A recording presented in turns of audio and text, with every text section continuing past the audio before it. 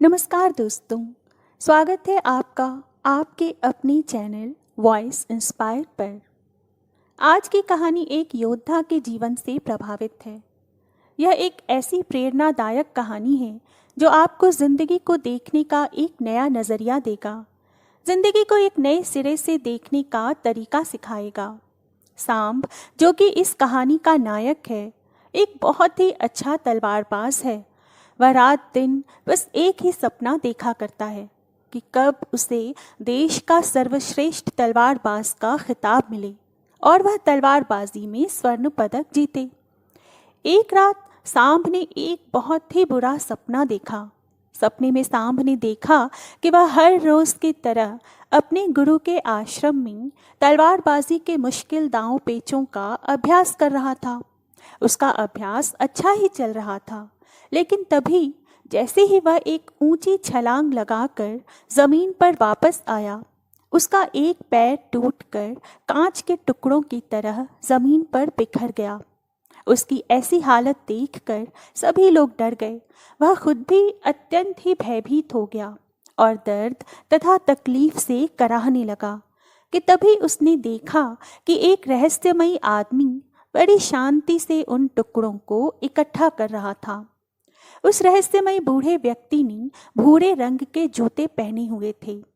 सपने में होने वाली घटना से घबराकर सांब की नींद अचानक टूट गई। उस समय रात्रि का अंतिम प्रहर चल रहा था। सांब का मन अत्यंत बेचैन और अशांत सा हो गया। उसने फिर से सोने की बहुत कोशिश की, पर जब वह दोबारा सोने में सफल नहीं हो पाया तो वह खुद को शांत करने के लिए बाहर घूमने निकल गया। कुछ देर चलने के बाद वह एक पुराने से घर के बाहर आकर रुक गया और उस घर के बाहर बने चबूतरे पर जाकर बैठ गया। अभी वह चबूतरे पर बैठा ही था कि तभी एक बूढ़ा आदमी उस घर से बाहर निकला।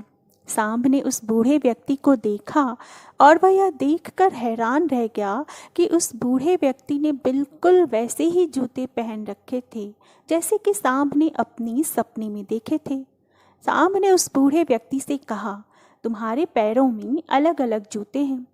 जवाब में उस बूढ़े आदमी ने सांब से कहा, हाँ, इसमें से एक जूता नया है और दूसरा पुराना। सांब वहां से उठकर वापस अपने घर की ओर जाने लगा। वह बूढ़ा आदमी वहीं चबूतरे पर बैठ गया, लेकिन जब अगले ही पल सांब ने पीछे मुड़कर उस आदमी को देखा तो सांब के आश्चर्य का ठिकाना न रहा, क्योंकि उस पलक झपकने तक के छोटे से समय में ही वह आदमी उस घर की छत पर पहुंच चुका था, जो कि वाकई अविश्वसनीय और आश्चर्यचकित कर देने वाली बात थी, क्योंकि एक बूढ़े आदमी के लिए बिना किसी सहारे के इतनी जल्दी छत पर पहुंच जाना असंभव बात थी। सांब ने उस बूढ़े आदमी से पूछा कि आखिर उसने ऐसा कैसे कर लिया, लेकिन वह आदमी रहस्यमय ढंग से चुपचाप उसकी ओर बस देखता रहा। बूढ़े ने जब सांब की बात का कोई जवाब नहीं दिया, तब सांब वहां से चला गया। दूसरे दिन सुबह सांब आश्रम के अभ्यास मैदान में तलवारबाजी का अभ्यास करने लगा। सांब अपने आश्रम का सर्वश्रेष्ठ तलवारबाज था, लेकिन वह अपने ही प्रदर्शन से बहुत संतुष्ट नहीं था। वह खुद को दूसरों से बेहतर समझता था, इसीलिए वह थोड़ा घमंडी भी था। अपने आप को श्रेष्ठ साबित करने के लिए वह तलवारबाजी पर ऐसे ऐसे प्रयोग करता था जो कि बहुत ही मुश्किल और खतरनाक थे। ऐसे प्रयोग करके वह सर्वश्रेष्ठ तलवारबाज बनना चाहता था, क्योंकि तलवारबाजी के क्षेत्र में ऐसे प्रयोग और अभ्यास आज तक किसी ने नहीं किए थे। लेकिन उन अभ्यासों को वह सफलतापूर्वक कर नहीं पा रहा था और बार बार जमीन पर गिर जाता था। उसके गुरु को यह सब जानलेवा अभ्यास पागलपन लगते थे। वह उससे बार बार कहते और समझाने की कोशिश करते कि तुम एक बेहतरीन योद्धा हो, लेकिन तलवारबाजी के इन अभ्यासों को कर पाना संभव नहीं है, क्योंकि इसके लिए असाधारण ताकत, अचूक तकनीक और निडरता की ज़रूरत है, और अगर इसमें तुमसे ज़रा सी भी गलती हुई तो तुम बुरी तरह घायल भी हो सकते हो या फिर तुम्हारी जान भी जा सकती है। गुरु की बातें सांब को दुखी कर देती थीं। उसे इन विशेष अभ्यासों को करने के लिए विशेष प्रशिक्षण की ज़रूरत थी। अतः आज फिर जब गुरु ने उससे इसी तरह की बातें कहीं तो कुछ सोचकर तथा अपने मन में प्रतिज्ञा कर मदद मांगने वह उस बूढ़े आदमी के पास चला गया। सांब ने उस बूढ़े व्यक्ति से पूछा कि आप पलक झपकते ही उस ऊंची दीवार पर उस दिन कैसे चढ़ गए थे, क्योंकि मैं खुद एक योद्धा हूँ और मैं अच्छी तरह यह जानता हूँ कि कोई भी योद्धा ऐसा नहीं कर सकता। तब अत्यंत ही शांत स्वर में उस आदमी ने सांब से कहा कि उसे समझने के लिए अभी तुम बहुत कमज़ोर हो और तुम्हें बहुत कुछ सीखने की ज़रूरत है। लेकिन सांब को अपने अभ्यास और ज्ञान पर बहुत घमंड था, इसलिए वह हट करता हुआ वृद्ध व्यक्ति से बोला, मुझे हर चीज़ की जानकारी है और तुम मुझसे कोई भी सवाल पूछ सकते हो। सांब की यह अहंकार भरी बातें सुनकर उस बूढ़े आदमी ने सांब से पूछा, क्या तुम खुश हो? सांब को यह प्रश्न बेमतलब का लगा, लेकिन फिर भी उसने वृद्ध से कहा कि मेरे पिता के पास बहुत सारा धन है, मैं पढ़ाई में भी अच्छा हूँ, मेरे अच्छे मित्र हैं, मैं देखने में भी सुंदर हूँ और लड़कियाँ मुझे पाने के लिए मरती हैं। जवाब में उस बूढ़े आदमी ने फिर कहा कि अगर तुम्हारे पास सब कुछ है तो फिर तुम रात में सो क्यों नहीं पाते? तुम कल भी रात्रि के अंतिम प्रहर में मेरे पास आए थे और आज भी तुम रात्रि के अंतिम प्रहर में ही आए हो, जबकि इस वक्त बाकी सबों की तरह तुम्हें भी गहरी नींद में होना चाहिए। उस बूढ़े व्यक्ति की रहस्यमयी बातें सुनकर सांब उसकी तुलना दुनिया के महान दार्शनिकों से करने लगा और उस बूढ़े व्यक्ति को वह दार्शनिक बाबा के नाम से ही बुलाने लगा। उसके बाद ही उस बूढ़े आदमी ने फिर पूछा कि अगर तुम देश के सर्वश्रेष्ठ तलवारबाज की प्रतियोगिता का हिस्सा न होते तो तुम आज क्या कर रहे होते? इस प्रश्न ने सांब को अंदर तक झंझोड़ कर रख दिया, क्योंकि उसने आज तक सर्वश्रेष्ठ तलवारबाज बनने के अलावा और कुछ सोचा ही नहीं था। फिर उसके मन में यह बात भी चुभ रही थी कि आखिर उस आदमी ने उससे यह सवाल पूछा ही क्यों।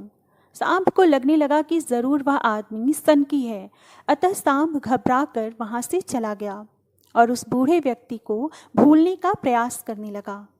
अब वह अपनी पहले की ही दिनचर्या में वापस आ गया और रोज़मर्रा की ज़िंदगी की तरह ही फिर से वह दोस्तों के साथ मज़े करता, नशा करता, लड़कियों को आकर्षित करके उनके साथ समय बिताता और इस प्रकार अपना पूरा समय इसी प्रकार के बेकार के कामों में व्यर्थ ही गंवाने लगा। पर इसी दौरान अचानक एक दिन, सिर्फ एक पल के लिए ही, जाने कहाँ से उसकी नज़रों के सामने उस दार्शनिक बाबा का चेहरा उसके सामने घूम गया। सांब को ऐसा प्रतीत हुआ मानो यह एक इशारा था कि सांब अपनी हरकतें सुधार ले। सांब को एक झटका सा लगा, मानो किसी ने उसे नींद से जगा दिया हो। अतः वह कुछ सोचकर दार्शनिक बाबा से मिलने उनके पास चला गया। अभी उन दोनों में थोड़ी ही बातचीत हुई थी कि तभी एक गीता नाम की लड़की दोनों के लिए खाना लेकर आई। बातों ही बातों में सांब को दार्शनिक बाबा ने बताया कि वह उस बूढ़े व्यक्ति की मुंह बोली बेटी थी। जब वह दोनों खाना खाने लगे तो दार्शनिक बाबा ने गौर किया कि सांब अपने मुंह में खाना ठूंस रहा है और बहुत ही जल्दी जल्दी खाना खा रहा है। अतः दार्शनिक बाबा ने उसे समझाते हुए कहा कि तुम्हें अपना खाना आराम से आनंद लेते हुए खाना चाहिए। फिर वे सांब से बोले, सांब, भले ही तुम एक अच्छे तलवारबाज हो और अच्छे योद्धा बन सकते हो, फिर भी तुम्हारे अंदर बहुत सी गलत आदतें भी हैं। अतः अगर तुम मुझसे प्रशिक्षण लेना चाहते हो तो आज और अभी से ही तुम्हें अपनी बुरी आदतों, जैसे कि मित्रों के साथ बेमतलब घूमना, नशा करना, मांस खाना, लड़कियों के साथ मेल जोल और शारीरिक संबंध बनाना इत्यादि सब कुछ बंद करना पड़ेगा। लेकिन सांब को अपने प्रशिक्षण और अभ्यास पर इतना घमंड था कि दार्शनिक बाबा की सीख को अपनाने की बजाय वह उनसे बहस करने लगा। अतः दार्शनिक बाबा ने उसका घमंड तोड़ने के लिए उसे कुछ समय के लिए घुटने मोड़कर खड़े रहने को कहा। सांब को लगा कि यह कौन सा मुश्किल काम है, यह काम तो वह चुटकियों में कर सकता है। बिना किसी सहारे के घुटने मोड़कर खड़ा रहना सांब को बहुत ही आसान लग रहा था, पर जब वह उस स्थिति में खड़ा हुआ तो थोड़ी ही देर में उसका सब्र टूट गया और वह वहीं ज़मीन पर गिर पड़ा। अपना घमंड टूटने और खुद को बेइज्जत महसूस कर सांब गुस्से में वहाँ से जाने लगा। तब दार्शनिक बाबा ने उसे बहुत ही शांत स्वर में समझाते हुए कहा, सांब, आत्म अनुभव हमें बहुत सी नई चीज़ें सिखाता है। वास्तव में हमारे अंदर हर सवाल का जवाब है, इसलिए बाहर से सोचना बंद करो और अपने अंदर अपनी आत्म अनुभव से उनके जवाब ढूंढो। तब तुम्हें पता चलेगा कि तुम रात को इसलिए नहीं सो पाते क्योंकि तुम अंदर से खाली हो और तुम्हें अपने खालीपन से डर लगता है। कुछ देर रुककर दार्शनिक बाबा ने फिर कहा, सांब, एक योद्धा के लिए शरीर और दिमाग दोनों पर ही नियंत्रण होना बेहद ज़रूरी है। और इतना कहकर बाबा ने सांब को एक योद्धा की तरह प्रशिक्षित करने की सहमति दे दी। अगले ही दिन सांब जब अपने आश्रम के अभ्यास मैदान में गया तो वहाँ उसे पता चला कि उसके मित्र सबल के हाथ में अभ्यास के दौरान गहरी चोट आ गई है और अब सबल देश की सबसे बड़ी प्रतियोगिता में हिस्सा नहीं ले पाएगा। इस बात से सबल को प्रशिक्षित करने वाला शिक्षक बहुत परेशान था क्योंकि सबल तीरंदाजी में सबसे श्रेष्ठ योद्धा था। रात को सांब फिर दार्शनिक बाबा के पास उनसे मिलने के लिए गया। उस समय दार्शनिक बाबा बैलगाड़ी के पहिए में आई खराबी को ठीक कर रहे थे। अतः पहिए को ठीक करते करते ही उन्होंने सांब से पास ही पड़ा लोहे का एक टुकड़ा लाने को कहा। सांब ने जानबूझकर उस लोहे के टुकड़े को बाबा की तरफ तेजी से फेंका, लेकिन बाबा ने बिना उसकी ओर देखे हुए ही बड़ी आसानी से उस लोहे के टुकड़े को अपने हाथों में पकड़ लिया। सांब ने दोबारा से ऐसा किया, लेकिन दार्शनिक बाबा ने फिर से उस लोहे के टुकड़े को बिना देखे ही पकड़ लिया। इसके बाद दार्शनिक बाबा ने सबक बताते हुए सांब से कहा कि हमारे दिमाग में लाखों बेतुके विचार चलते रहते हैं जो हमारे लक्ष्य को धुंधला बनाकर हमें भटका देते हैं। अतः हमें अपने दिमाग में अपने लक्ष्य के अलावा और किसी भी बेकार की चीज़ के बारे में नहीं सोचना चाहिए। और फिर बाबा ने सांब को थप्पड़ मारकर उसे उकसाना शुरू किया और बदले में सांब से भी जवाबी मुक्का मारने को कहा। पहले तो सांब हिचकिचाता रहा, शांत ही रहा, लेकिन जैसे ही उसने दार्शनिक बाबा पर जवाबी हमला किया, दार्शनिक बाबा ने उसे पलक झपकते ही चारों खाने चित्त कर दिया और फिर उससे बोले, अपने लक्ष्य के अलावा जो कुछ भी तुम्हारे दिमाग में चल रहा है वह सब बेकार है। उस कचरे को अपने दिमाग से बाहर निकाल दो। इसके बाद बाबा ने सांब को अगले दिन सुबह नदी के पुल के ऊपर उसे मिलने के लिए बुलाया। अगले दिन जब सांब नदी के पुल पर पहुंचा तब दार्शनिक बाबा ने उसे धक्का देकर पुल से नीचे गिरा दिया। बाबा के धक्का देने से सांब एकदम बौखला गया और गुस्से में दार्शनिक पर चिल्लाने लगा। तब दार्शनिक बाबा ने सांब से कहा, सांब, जानते हो जिस पल तुम पुल से नीचे गिर रहे थे उस पल तुम्हारा दिमाग बिल्कुल खाली था, लेकिन अब फिर से उसमें सिर्फ कचरा ही भर चुका है। पर सांब इतना बौखलाया हुआ था कि उसने दार्शनिक बाबा से गुस्से में कहा कि मेरे दिमाग में कोई कचरा नहीं भरा है। पर दार्शनिक बाबा ने सांब के दिमाग पर नियंत्रण हासिल कर लिया और उन्हें वह सब दिखने लगा जो उस वक्त सांब के दिमाग में चल रहा था। अतः वह एक बार फिर उसे समझाते हुए बोले कि सांब, अगर तुम अपना ध्यान इन फिजूल के विचारों में रखोगे तो तुम अपने वर्तमान के पलों को जी नहीं पाओगे। अतः तुम्हें अपना सारा ध्यान वर्तमान के पलों पर लगाना चाहिए। तुम्हें अपने एक एक पल को सचेत होकर जीना चाहिए। अपने मन में चल रहे हर एक विचार के प्रति सचेत रहना चाहिए। तभी तुम्हें पता चलेगा कि तुम वास्तव में क्या कर सकते हो। और इतना कहकर दोनों वापस अपने अपने घर चले गए। सबल को चोट लगने के बाद तीरंदाजी सिखलाने वाला शिक्षक सभी छात्रों की परीक्षाएं ले रहा था। इस दौरान सांब दार्शनिक बाबा के सिखाए गए तरीके से अपने ध्यान को एकाग्र करने में सफल हो गया था। अतः उसने पूरी एकाग्रता के साथ तीरंदाजी का बेहतरीन प्रदर्शन करके दिखाया और शायद सबल से भी बेहतर प्रदर्शन करके दिखाया। सभी लोग सांब के ऐसे प्रदर्शन को देखकर हैरान थे। सांब ने उसी रात दार्शनिक बाबा को अपनी बेहतरीन प्रदर्शन के बारे में बढ़ा चढ़ाकर पूरी बात बताई। वह बहुत ही ज़्यादा खुश था। उसे अपने प्रदर्शन पर बेहद नाज था और उसे लग रहा था कि बाबा भी यह सब सुनकर बेहद खुश होंगे, क्योंकि उसने महसूस किया था कि अब दूसरे खिलाड़ी योद्धा उससे जलने लगे थे। लेकिन दार्शनिक बाबा को उसकी बातों में कोई दिलचस्पी नहीं थी। इसके उलट दार्शनिक बाबा ने उसे समझाते हुए कहा कि तुम अभी भी अतीत में जी रहे हो और तुम्हें अपने प्रदर्शन पर घमंड भी है। इसका मतलब अभी तुमने कुछ भी नहीं सीखा। इतना कहकर बाबा ने सांब को घर जाने के लिए कह दिया और उस रात उसे कुछ भी सिखाने से मना कर दिया।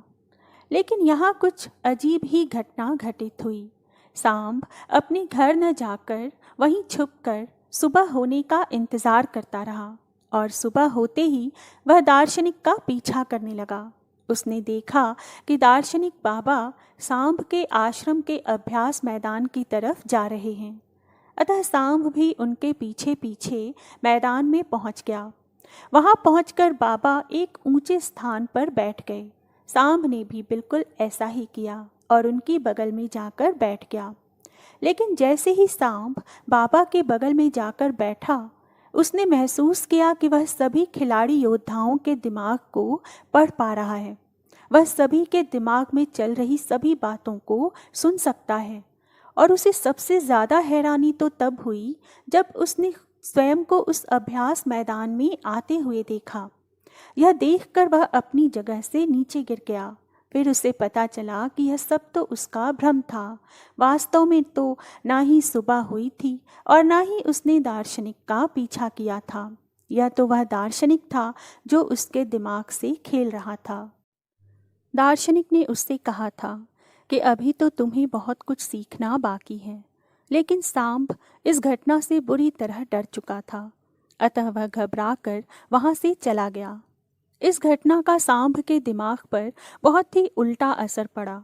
उसका आत्मविश्वास अब नीचे गिरने लगा, जो अब उसके साथी योद्धा और उसके शिक्षक भी महसूस कर पा रहे थे, क्योंकि इससे उसके प्रदर्शन पर भी बुरा असर दिख रहा था और उसका प्रदर्शन अब बहुत ही कमज़ोर पड़ने लगा था।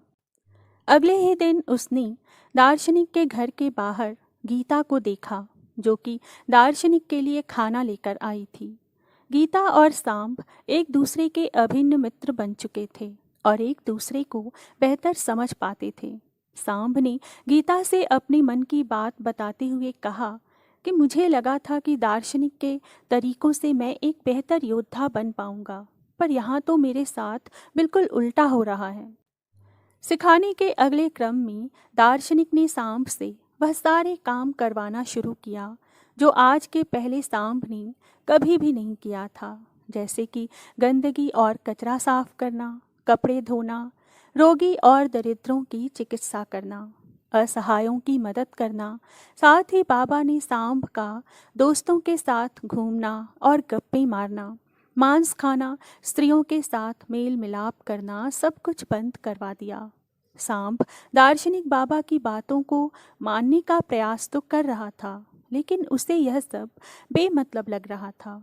उसका प्रदर्शन सुधरने की बजाय दिन प्रतिदिन खराब ही होता जा रहा था, क्योंकि वह दार्शनिक के शिक्षाओं को, उसकी गहराई को समझ ही नहीं पा रहा था और ना ही दिल से स्वीकार कर पा रहा था।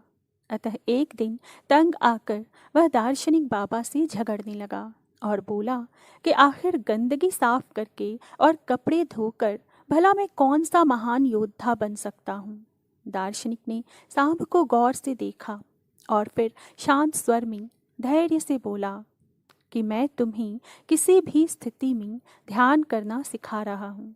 यह सब करने से तुम्हारे मन में जो अहंकार की भावना है वह मिट जाएगी और तुम्हें अपनी और सभी बुरी आदतों से भी जल्द ही छुटकारा मिल जाएगा। लेकिन सांप को तो बाबा की यह बातें समझ में ही नहीं आ रही थीं, बल्कि उसका गुस्सा बढ़ता ही गया और गुस्से में वह अनाप शनाप बकता चला गया। उसने बाबा से कहा कि तुमने पहले दिन मुझसे पूछा था कि क्या मैं खुश हूँ, तो आज मैं तुमसे पूछता हूँ कि क्या तुम इस खंडहर घर में खुश हो।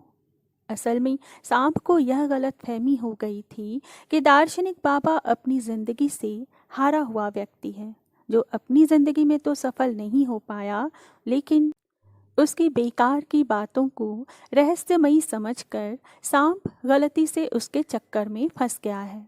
दार्शनिक ने फिर से सांप को शांत रहकर अपनी भावनाओं पर काबू करने के लिए कहा, परंतु सांप उसकी एक भी बात सुनने को तैयार नहीं था और गुस्से में उसने दार्शनिक से यह कहकर कि अपनी खुशी मैं खुद तलाश लूँगा, वह अपना प्रशिक्षण बीच में ही छोड़कर वहाँ से चला गया। अफसोस कि सांप दार्शनिक की शिक्षा की गहराई तथा उसके महत्व को समझ ही नहीं पाया, जो उसे निस्वार्थ भाव से दूसरों की सेवा करना सिखा रहा था, जिससे उसका घमंड कम हो सकता था। और वापस जाकर सांप ने फिर से अपनी पुरानी दिनचर्या को वापस अपना लिया और वापस उसने नशा करना, मांस खाना, दोस्तों के साथ बेवजह का समय बर्बाद करना, लड़कियों को आकर्षित करके उनके साथ समय बिताना शुरू कर दिया। इसके अलावा दूसरों से खुद को श्रेष्ठ दिखाने के लिए उसने जानलेवा अभ्यास करना भी शुरू कर दिया। एक दिन ऐसे ही जब वह खतरनाक अभ्यास कर रहा था कि तभी ऊंचाई से गिरने के कारण उसका पैर बुरी तरह घायल हो गया।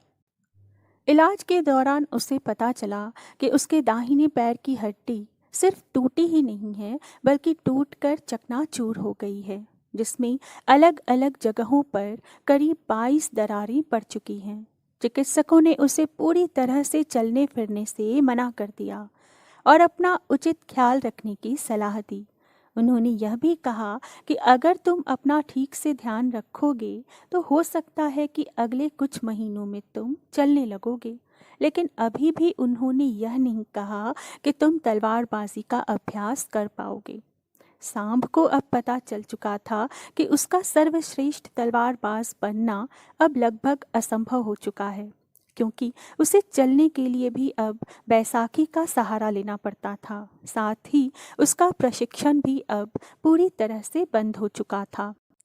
इस आकस्मिक घटना से एक चीज़ तो बहुत अच्छी हुई कि टांग टूटने के साथ ही अब सांप का घमंड भी टूट चुका था। इसी बीच एक दिन गीता उससे मिलने आई। उसे सांप की बहुत चिंता हो रही थी, क्योंकि देश की सबसे बड़ी प्रतियोगिता में हिस्सा लेने का सांप का सपना अब टूट चुका था। चूँकि वह दोनों एक दूसरे को अच्छी तरह से समझते थे और वह एक दूसरे को पसंद भी करने लगे थे, अतः गीता ने सांप को वापस दार्शनिक बाबा के पास जाकर माफ़ी मांगने और उनसे प्रशिक्षण शुरू करने की सलाह दी। किंतु अभी भी सांप के मन में बाबा के प्रति अपार गुस्सा था, लेकिन वह अपने सपने को यूं ही टूटता हुआ भी नहीं देखना चाहता था। इसीलिए वह अपने आश्रम के शिक्षक से जाकर मिला और बोला कि मैं अभी की छोटी छोटी प्रतियोगिताओं में तो हिस्सा नहीं ले पाऊंगा, लेकिन 10 महीने बाद योद्धाओं के चुनाव की जो अंतिम प्रतियोगिता होगी, मैं उसमें ज़रूर हिस्सा लूँगा। उसने अपने शिक्षक को यह भी बताया कि उसने उस प्रतियोगिता कराने वाली समिति को अपना आग्रह पत्र भी भेज दिया है। अतः उसने शिक्षक से आग्रह करते हुए कहा कि कृपया उसे अभी भी प्रशिक्षण दें और उस प्रतियोगिता के लिए उसका समर्थन करें। लेकिन शिक्षक को उसकी हालत देखकर लगा कि सांप अब कभी भी प्रतियोगिता में हिस्सा नहीं ले पाएगा, क्योंकि उसके पैर की हड्डियां टूटी हुई हैं और अब उसका प्रशिक्षण भी बंद हो चुका है। अतः शिक्षक ने उसे कोई सकारात्मक उत्तर नहीं दिया। शिक्षक की नकारात्मक प्रतिक्रिया और अपने सपने को टूटता हुआ देखकर सांब का मन दुख और क्रोध से भर गया। गुस्से में वह अपने घर जाकर चीज़ों की तोड़ फोड़ करने लगा। वास्तव में यह दौर सांब की जिंदगी का सबसे मुश्किल दौर था। उसका सब कुछ बर्बाद हो चुका था। अतः उसे लगने लगा कि अब उसके जिंदा रहने का कोई मतलब ही नहीं है। इसलिए उसने अपनी जिंदगी खत्म करने की ठान ली और वह अपनी जान देने के लिए एक ऊंची इमारत पर चढ़ गया। इससे पहले कि वह नीचे कूद पाता, वहाँ कुछ अजीब होने लगा। अपने समीप उसे एक इंसान नजर आया जो कोई और नहीं बल्कि उसी की बुरी परछाई थी। परछाई उसके घमंड, उसके गुस्से, उसके डर, उसके संदेह और उसके अंदर चल रही उथल पुथल को ही दर्शा रही थी। और सांब अब अपने ही अंदर के शैतान से लड़ रहा था। वह परछाई कोई और नहीं बल्कि उसी के भीतर का शैतान था जो सांब को नीचे कूदने के लिए उकसा रहा था। अपने ही अंतर्मन को अपने सामने साफ साफ देखकर सांब की आंखें खुल गईं। उसी पल में उसे यह अच्छी तरह समझ में आ गया कि अगर वह अपने अंदर की बुराइयों को ख़त्म कर दे तो उसके अंदर शांति आ जाएगी।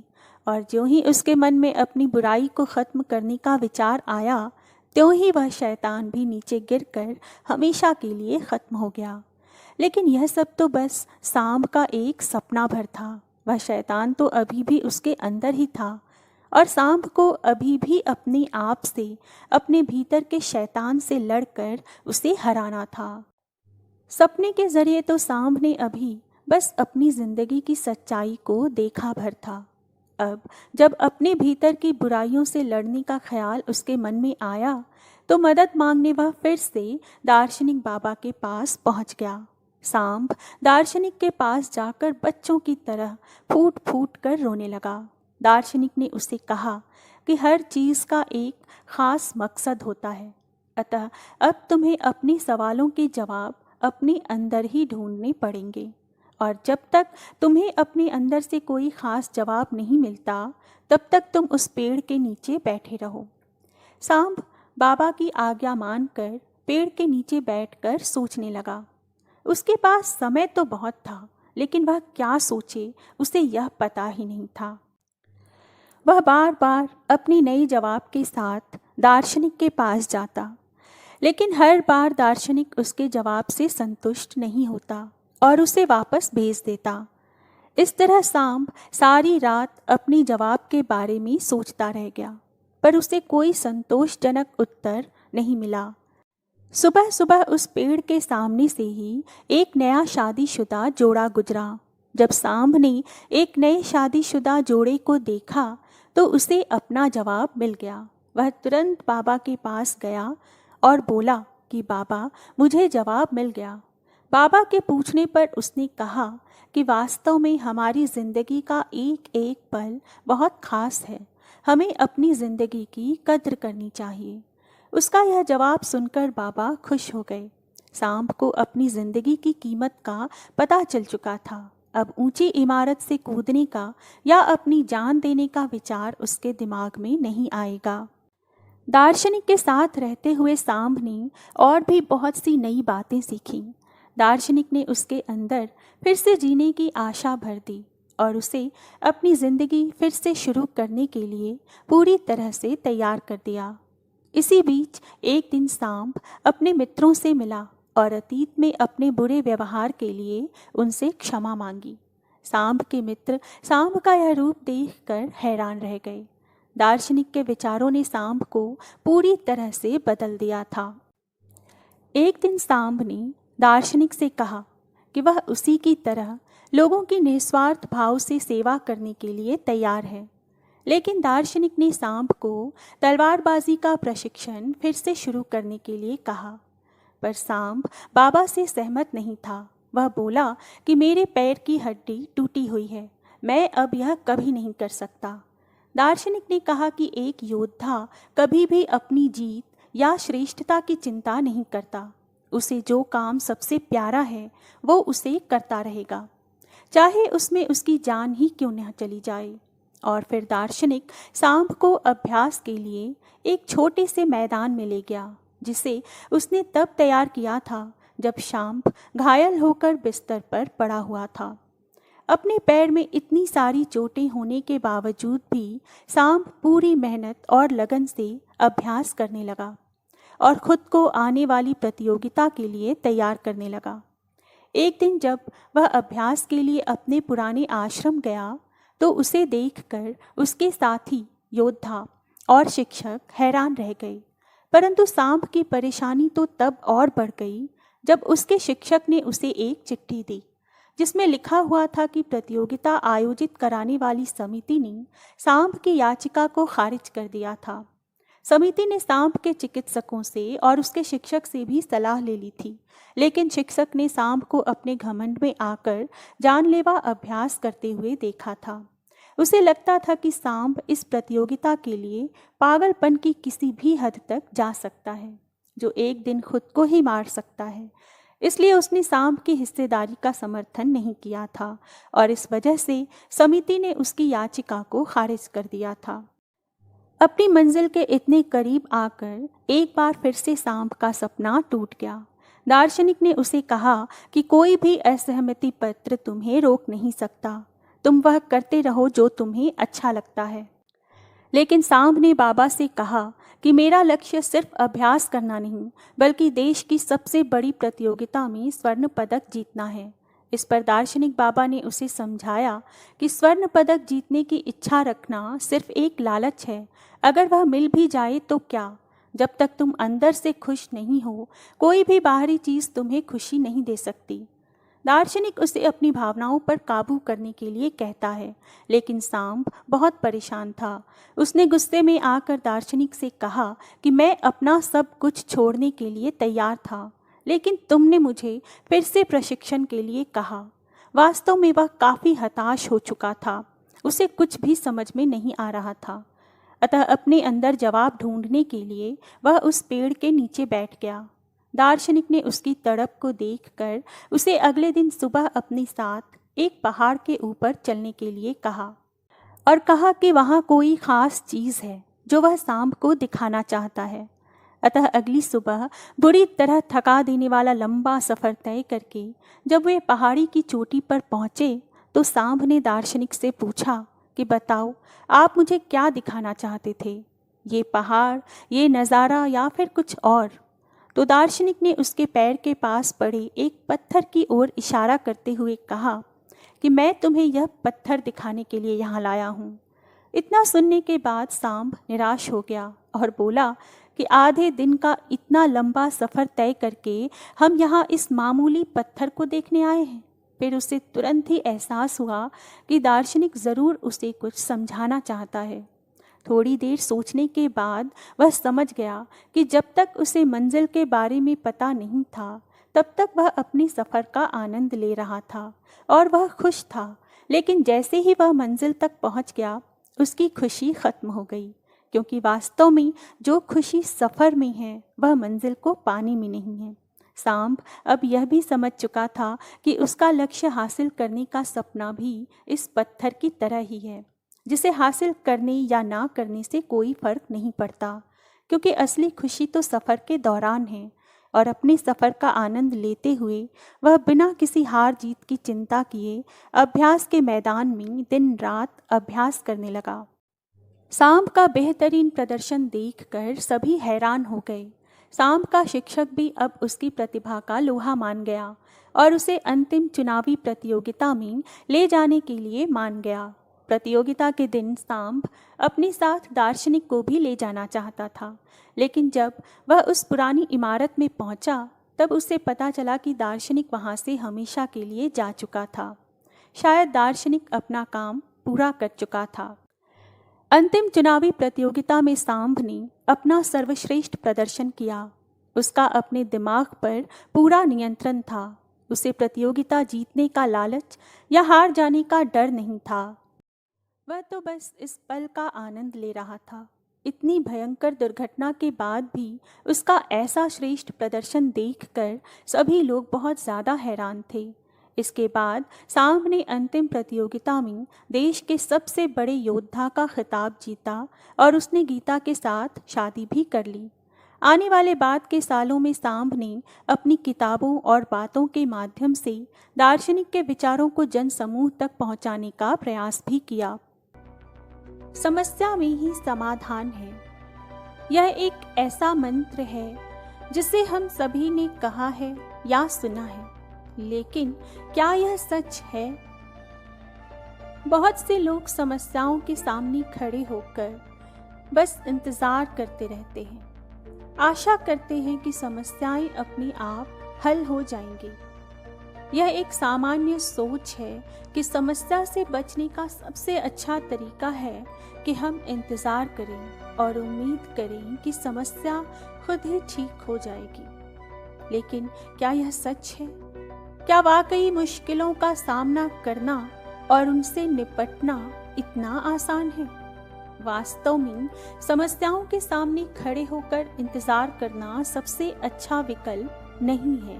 वस्तुतः समस्याओं का डटकर सामना करना ही उन्हें हल करने का सही और प्रभावी तरीका है। हमारी मेहनत, समर्पण और सही दिशा में कदम बढ़ाने से ही समस्याएं हल हो सकती हैं। बहुत समय पहले की बात है, एक राज्य का राजा बहुत चिंतित था क्योंकि उसकी पत्नी का जन्मदिन नजदीक आ रहा था। यूं तो कहने को वह राजा था, फिर भी उनके वैवाहिक जीवन में हजारों प्रकार की समस्याएं थीं। अतः राजा जन्मदिन पर अपनी पत्नी को एक ऐसा उपहार देना चाहता था ताकि उनके जीवन में जो दुख है वह कम से कम उस दिन के लिए तो दूर चला जाए। वह अपनी पत्नी को खुश करना चाहता था, किंतु आपने देखा होगा कि यह कार्य बहुत ही मुश्किल है, क्योंकि हम आज तक किसी को खुश नहीं कर पाए। हम चाहे लाख कोशिशें ही क्यों न कर लें, लेकिन हम कभी किसी को खुश नहीं कर पाते, क्योंकि यह खुशी हमारे पास नहीं है और ना ही सामने वाले के पास है। जो हमारे पास है ही नहीं, वह हम किसी और को कैसे दे सकते हैं? अर्थात अगर आपको किसी दूसरे को खुशी देनी है तो सबसे पहले आपको खुद खुश होना होगा, आपको खुश महसूस करना होगा, अर्थात वह खुशी आपके पास होनी चाहिए, तभी तो आप किसी और को खुश रख सकते हैं। खैर, एक दिन राजा ने सभी दरबारियों को दरबार में उपस्थित होने का आदेश दिया और राजा ने सभी से सुझाव मांगा कि आखिर वह किस प्रकार अपनी पत्नी को जन्मदिन पर खुश कर सकता है। आखिर वह उनको कैसा उपहार दे कि जिससे राजा की पत्नी खुश हो जाए। वहां उपस्थित सभी लोगों ने अपने अपने मन से अलग अलग सुझाव दिए। सभी ने अपने मन की बातें और अपने अनुरूप विभिन्न प्रकार के उपहार बताए भी, पर राजा को वहां पर उपस्थित किसी भी व्यक्ति का कोई भी सुझाव पसंद नहीं आया। एक दिन शाम के समय राजा अपने रथ से कहीं जा रहा था कि तभी रास्ते में उसने एक मूर्ति देखी। वह मूर्ति बहुत ही सुंदर, भव्य और अत्यंत ही आकर्षक थी। उसे देखकर तो ऐसा प्रतीत हो रहा था मानो उस मूर्ति में जान हो। मूर्ति को देखकर राजा बहुत प्रसन्न हुआ और तुरंत ही वह उस मूर्ति को बनाने वाले मूर्तिकार के पास पहुंच गया। राजा ने उस मूर्तिकार से कहा कि तुम तो बड़े कलाकार हो, तुम्हारी मूर्तियों में अद्भुत सजीवता नजर आती है। ऐसा प्रतीत होता है कि तुम्हारी मूर्तियां जीवित हैं। हम तुम्हारी मूर्तियों को देखकर बहुत प्रसन्न हैं। हम चाहते हैं कि तुम्हारी सारी मूर्तियां हमारे दरबार में शामिल हों। यह सुनकर वह मूर्तिकार बहुत प्रसन्न हुआ, जैसे उसे कोई खजाना मिल गया। लेकिन तभी राजा ने उस मूर्तिकार से एक और बात कही, देखो, मैं चाहता हूँ कि तुम मेरे दरबार में शामिल हो जाओ, किंतु उससे पहले तुम्हें हमारी रानी के लिए उनके जन्मदिन पर एक ऐसी मूर्ति बनानी होगी जिसे देखकर वह खुश हो जाएं और अपनी सारे दुख दर्द भूल जाएं। और यदि तुम ऐसा न कर सके तो मैं तो तुम्हारा सिर धड़ से अलग कर दूंगा। राजा के मुख से यह सब सुनकर मूर्तिकार घबरा गया। उसके पसीने छूट गए वह राजा को मना करता भी तो कैसे। इसीलिए उसने न चाहते हुए भी राजा को स्वीकृति दे दी। राजा उस मूर्तिकार की बात सुनकर बहुत प्रसन्न हुआ और वह वापस महल लौट गया। लेकिन उधर दूसरी तरफ वह मूर्तिकार, जो अब तक बहुत प्रसन्न रहता था, अपने मन से मूर्तियां बनाया करता था, जो हमेशा खुश रहता था, अब वह दुखी हो गया था तथा गहरे दुख में चला गया था। डर के कारण उसने रानी की मूर्तियां बनानी शुरू तो कर दी, पर वह जो भी मूर्ति बनाता था, उस मूर्ति को देखकर ऐसा प्रतीत होता था मानो मूर्ति बहुत दुखी है, उसे किसी प्रकार का दुख है।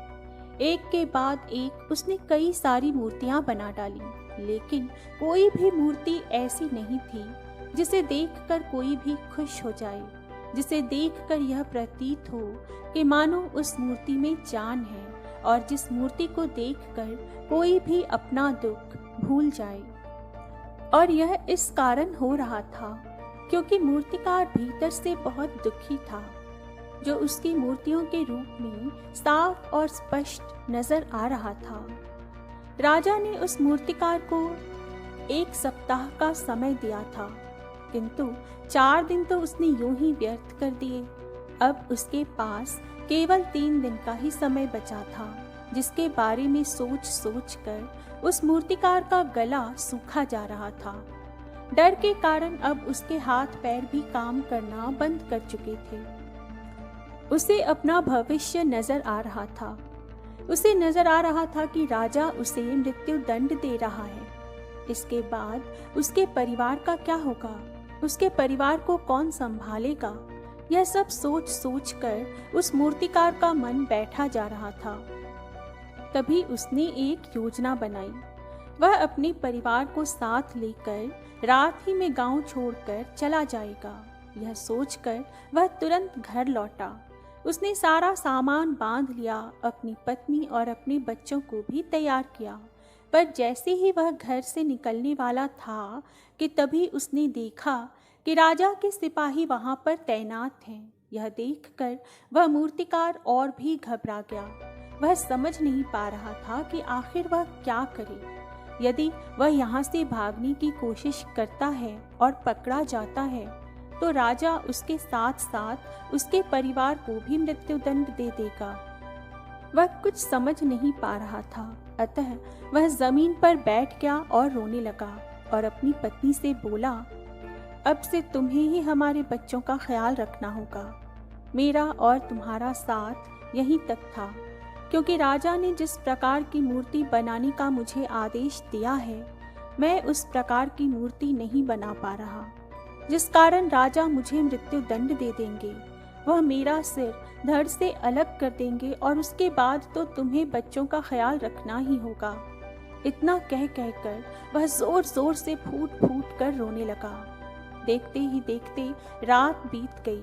अगले दिन सुबह सुबह उस मूर्तिकार के दरवाजे पर एक बौद्ध गुरु भिक्षा मांगने आए। मूर्तिकार ने उन्हें भिक्षा लाकर दिया तो वह बहुत परेशान दिख रहा था, जिसे देखकर गुरुदेव ने उस मूर्तिकार से कहा, बेटा, हमारे जीवन में दुख और सुख तो आते ही रहते हैं। हमारे जीवन में दुख और समस्याएं तो होती ही हैं, किंतु सभी दुख और समस्याओं का निवारण भी होता है, किंतु हम केवल दुख और समस्याएं ही देखते हैं।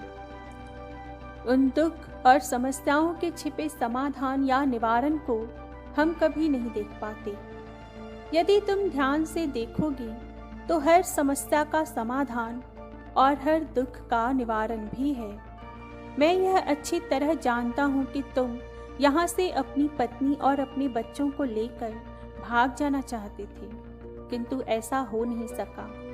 उस मूर्तिकार ने जब गुरु के मुख से यह सब बातें सुनी तो वह उनके चरणों में जा गिरा और हाथ जोड़कर उन गुरुवर से बोला, हे गुरुवर, आप ही बताइए कि मैं क्या करूं। राजा ने मुझे मूर्ति बनाने का आदेश दिया है, किंतु मैं चाहकर भी मूर्ति नहीं बना पा रहा, और यदि मैंने मूर्ति नहीं बनाई तो राजा मुझे मृत्युदंड दे देंगे। उसके बाद मेरे परिवार का क्या होगा, उनका ख्याल कौन रखेगा। तब गुरुवर उस मूर्तिकार से कहते हैं, बेटा, आंख बंद कर लेने से कुछ नहीं होने वाला, क्योंकि दुख और समस्याएं तो वहीं की वहीं खड़ी रहती हैं।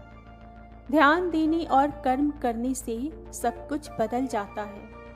यदि तुम केवल आंख बंद करके यह सोचोगे कि तुम्हारी समस्याएं चली जाएंगी, तो ऐसा कभी नहीं होगा।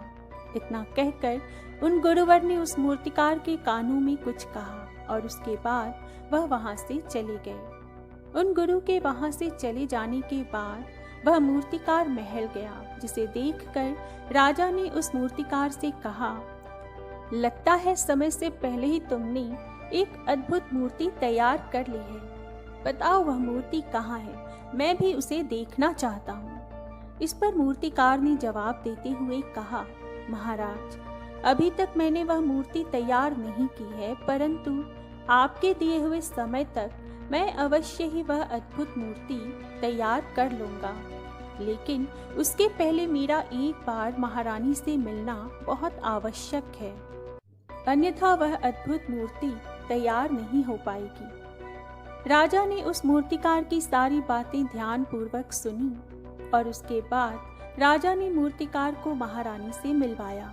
मूर्तिकार महारानी से मिलने के बाद महारानी से प्रश्न करते हुए बोला, महारानी जी, किसी भी औरत के जीवन का सबसे बड़ा दुख क्या हो सकता है?